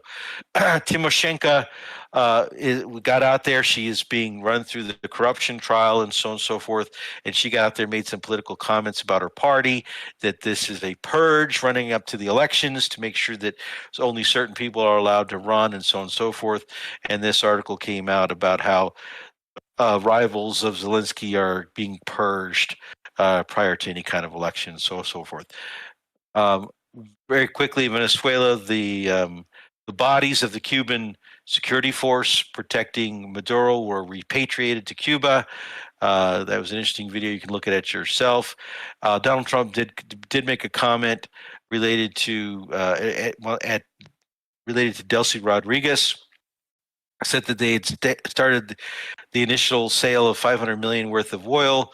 Delcy Rodriguez said $300 million of the sale has been transferred to Venezuela banks from the Qatari account that Donald Trump manages, where the proceeds are being held under U.S. oversight, and so on and so forth. And Massey's, out there talking about selling stolen oil and blah, blah, blah, blah, blah. Trump on Air Force One on the way back from Davos said he spoke with Maria today, whom I like a lot. But Delcy has shown Machado, I think. But Delcy has shown very strong leadership so far. So Machado still trying to push. She wants to get Donald Trump to get her. I gave you my Nobel Peace Prize. Make me power. I want power in Venezuela. Give it to me. But Donald Trump's still big on Delcy Rodriguez, and so is Rubio, from what I understand. Trump did make some comments on Syria and Iran. We're not going to go into all that stuff, but Syria. This announcement came out as well that Washington is weighing full U.S. troop withdrawal from Syria. Now, we've been up there near the Kurds in the Northern Territory protecting that oil near that border with Iraq, Iran, and Kurdistan, Kurdish territory. That territory, we've walked away from the Kurds. We screwed the Kurds. Everybody else in Europe screwed the Kurds, and we left the Kurds to be sold out. And Turkey and Erdogan are going in and systematically destroying the Kurds, and ISIS and al-Sharia's government is helping to do this. And so the Kurdish people and all that stuff, their chances of having independence and sovereignty and being able to dictate their own lives once again are being wiped out. So Syria is a mess. Syria is an absolute freaking mess. Israeli President Herzog made a comment as well at WF saying, I wish well to Syria and its leaders. They can bring a better future for the Syrian people. They're working with Turkey. They're working with the U.S. and the Europeans to basically, break up and split up and control Syria and so on and so forth. And meanwhile, in Syria, some big important support was obtained by many of the independent Arab tribes within Syria that are bordering this Kurdish region. They basically all said, hey, okay, fine, we're the SDF and Damascus government turned positive towards the government when they turned in their guns, and basically said, okay, fine, we're not going to defend the Kurdish heartlands and these people, we're going to make peace with you guys. And that's all I got for international now. There's so much more, but we'll save it for next week. Well, thank you, Mr. Rdoc. Dude, that's absolutely crazy. A lot of stuff's going on. Let me move that back over to the other page. I want to thank everybody for watching the show. Make sure you smash the thumbs up and leave comments on the bottom of the chat itself. We go back and review those later. It'd be greatly appreciated. So lots to cover, lots of craziness. Any highlights any of you guys want to throw out here before we do final thoughts? Oh, yeah. I think I touched on it maybe at the end of the show Saturday, and I don't know, but this was just some guy's, I guess, prophetic, or maybe he had intel, I don't know. But Rdoc, he was saying that, I think he was a pastor, but he was on some TV show doing an interview, and he was like, Delcy Rodriguez, the one that's left there to basically run Venezuela, she's actually the one that's behind running the narcos with the CIA from America. So he said that, and he goes, and maybe they charge Maduro and his wife, so that way maybe he can, do the right thing and speak, and then maybe she'll get out of jail, because he said like he's never getting out of jail. I mean, could be all hearsay. Not her. That's none of that is really factually accurate. The guy who was the interior minister was a Hugo Chavez guy. That guy is kind of got a lot of power right now, and he is totally opposed to CIA. Her father, I've discussed this before, was brutally murdered at the hands of Machado, working with the CIA. So she despises the CIA. What she is in favor of is the Venezuelan people. She's very popular now, and she's like, "Hey, USA, we're happy to work with you. Stop the sanctions. We'll sell you all the oil you want to buy." That's the way Venezuela was supposed to be. Is you guys came and developed this stuff. We are producing oil that is perfect for your refineries, and we can, do great business together. That is kind of what she is saying, and that's why she's willing to work with Rubio. At the same time, she's also saying, but look, we're not going to be your vassal. We're not going to be your colony, okay? We have relationships with these other countries, including China and Russia and elsewhere, and so don't turn us into the shithole that led to a Hugo Chavez in the first place. Let's do this the right way. And we'll see what happens. Now, something I didn't put in the show, but that is being talked about right now, is that supposedly Rubio and folks in the Trump administration are now going to be making a play on Cuba, and that Donald Trump That's in Cuba. the cards. So they cut them off with oil and money, so we'll see how long they last, because I've heard that there's destabilization going on in the country itself. Yep. Well, this is a direct conflict with Russia, okay? And so Cuba and Venezuela had a very tight relationship. Cuba relied on Venezuela for a lot of its support. We're trying to strong arm Venezuela to not support Cuba, and we want to blockade it. And so Cuba can't be a Russian sphere of influence. And if you remember, we talked with TNFM on the show, going back to Panama and the Chinese naval fleet and vessels and ports where the Chinese naval forces are all floating around on both the Pacific and the Caribbean side of the Panama Canal. We've talked about that in the past as well. So this is all about zones of control, spheres of influence, yada, yada. You say it all the freaking time. This is our hemisphere. Don't F with it. Maybe we'll F with your hemisphere, or maybe we won't. But it's all about setting the metes and boundaries and grabbing as much as you can, the great powers doing what they need to do, and then coming to a security agreement once the time is right. Yeah, exactly. Dude, it's the biggest kabuki theater chess game that we're watching right now. We're going to find out who's going to be the winner here very shortly.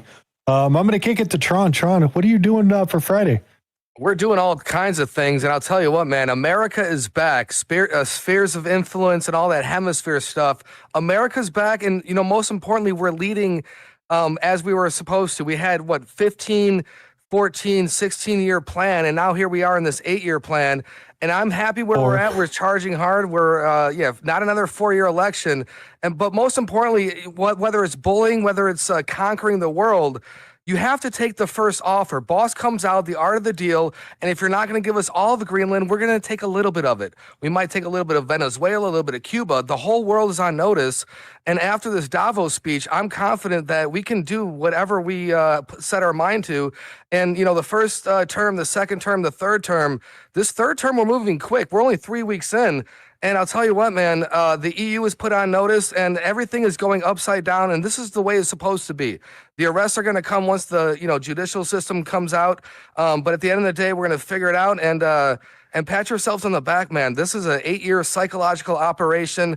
And the most important part is that we continue to dig, meme, and pray.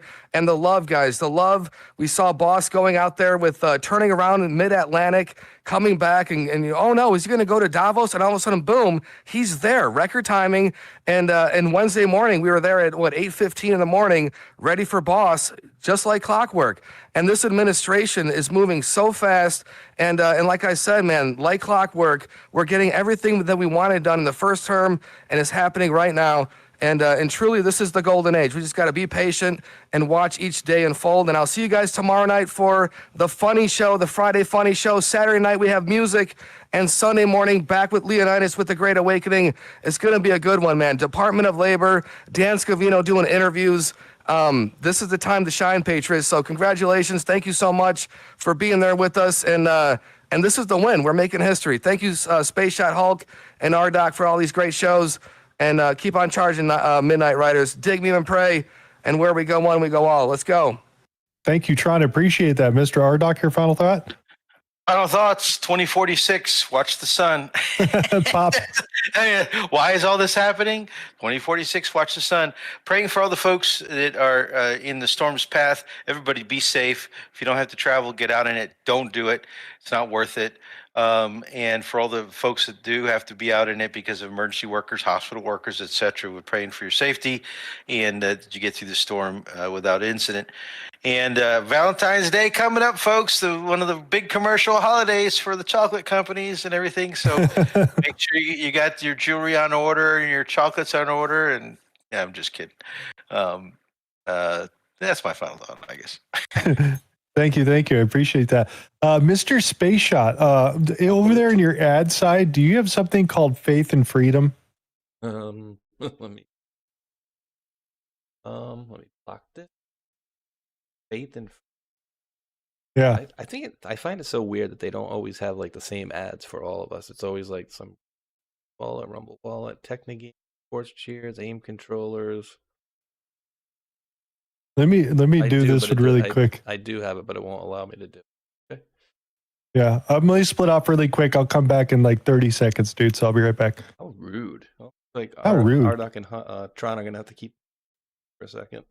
Yeah, talk to each other. Right, ladies and gentlemen. I'll do a Rumble. Now we'll do 1775 coffee. Yum yums. All right, guys, still haven't tried 1775 coffee. Now's your shot. The 1775 starter kit just dropped, only 1,000 units. You're getting the bold dark roast that hits hard, the smooth medium roast, and the Vitality mushroom coffee for clean energy and laser focus with no crash. All single origin, small batch, toxin free, and mold free. Plus, you're also getting a gold spoon clip because Freedom isn't scooped with plastic. A frother strong enough to stir up your coffee and your mother-in-law's opinions, and a black 1775 tumbler. It's $170 worth of coffee and gear, yours for just $99. And this is for the ones who have been watching 1775 blow up on Rumble and wondering if it's actually worth it. Spoiler, it is. Head over to 1775coffee. Let me try that again. Head over to 1775coffee.com/studio and grab your starter kit before they're gone. Bold beans, clean fuel, and a morning routine that stands for something just like Rumble does. Booms. All right, we'll see if the boys are back. Back. So, Faith and Freedom Live 24/7 channel that I had to do a little ad for. Cool. It's a website. They run a Rumble channel. First time I've ever seen it. Why not? Really? Yep. Yeah, I've never seen one. The other one I thought was funny was something they weren't even selling a product. It was just talking about winning Trump a Nobel Prize. I was just like, it literally goes through this whole thing. It's like, if Trump can make a world where no kids, go starving, he deserves a Nobel Prize. And it just ends like that. There's no product to buy or anything. It's called You're waiting for the hook and you didn't get it. And you're like, what the hell? CAFIA, Kafia. I'm like, I don't know what the hell that is. So yeah. Thank you guys all for hanging out with us on this wonderful Thursday. I'm very much enjoying the direction things are going, especially over there. The way that they, they always kiss his ass when he's there, right? Clearly. And thank you to Big Hair Tsunami and Patriot Chick and Rdoc are the top 3 contributors over there on the D Lives. And can I distribute? Yeah. No, I can only distribute the rewards. 14.2 diamonds coming at you in 28 and counting.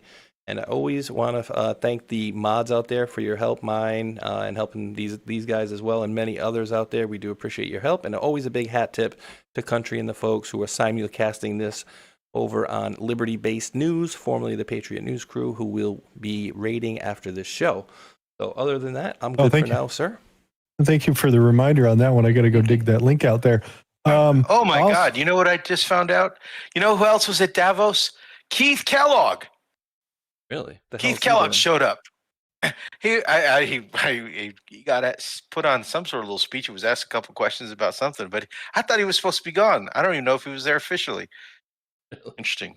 I'll have to do some more research on that one. Oh my God, that was weird.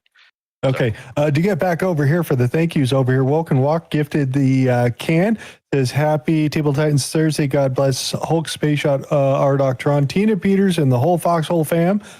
P. Quest gifted the cookie. Woke and Walked gifted cookie. Tanette Booth gifted the ship. Oh, you get this one for the ship out there. And Good Dog 45 gifted the shades. And I really appreciate you guys. I'm going to release the scratchings over there for everybody who plays that one. It is released here at this point, and I got a lot more to cover on Saturday. Some funnies. We got some music coming, so that'll be 1 p.m. Eastern time over here on Rumble and recording channels. Hopefully, you guys come out, get your songs ready. We'll see what you guys come up with. If you want to put suggestions down, I'm open for that. But you know my music day, so go hit it in the chat and you can give me some suggestions out there. And like Space Shot always says, we do appreciate each and every last one of you wonderful world patriots out there for tuning in. And remember, Rumble, you're going to get 2 outros. YouTube, you get 1 outro. Hangout for the rest there on Rumble. And as I say, for these guys as well, we do appreciate each and every last one of you wonderful world patriots out there for tuning in. And until that next one, thumbs up, like, and subscribe. Peace. Much love. Be good humans. Let's go. Let's get it. Yeah, you know what's going on at the table of Titans. Yeah, you know they're going strong. Yeah. We're taking back control. The cabal got it wrong. We got it where we fit in. Right where we belong. The movement is crucial, so come join the long. Red pill with this music while you enjoy the song. Yeah. It's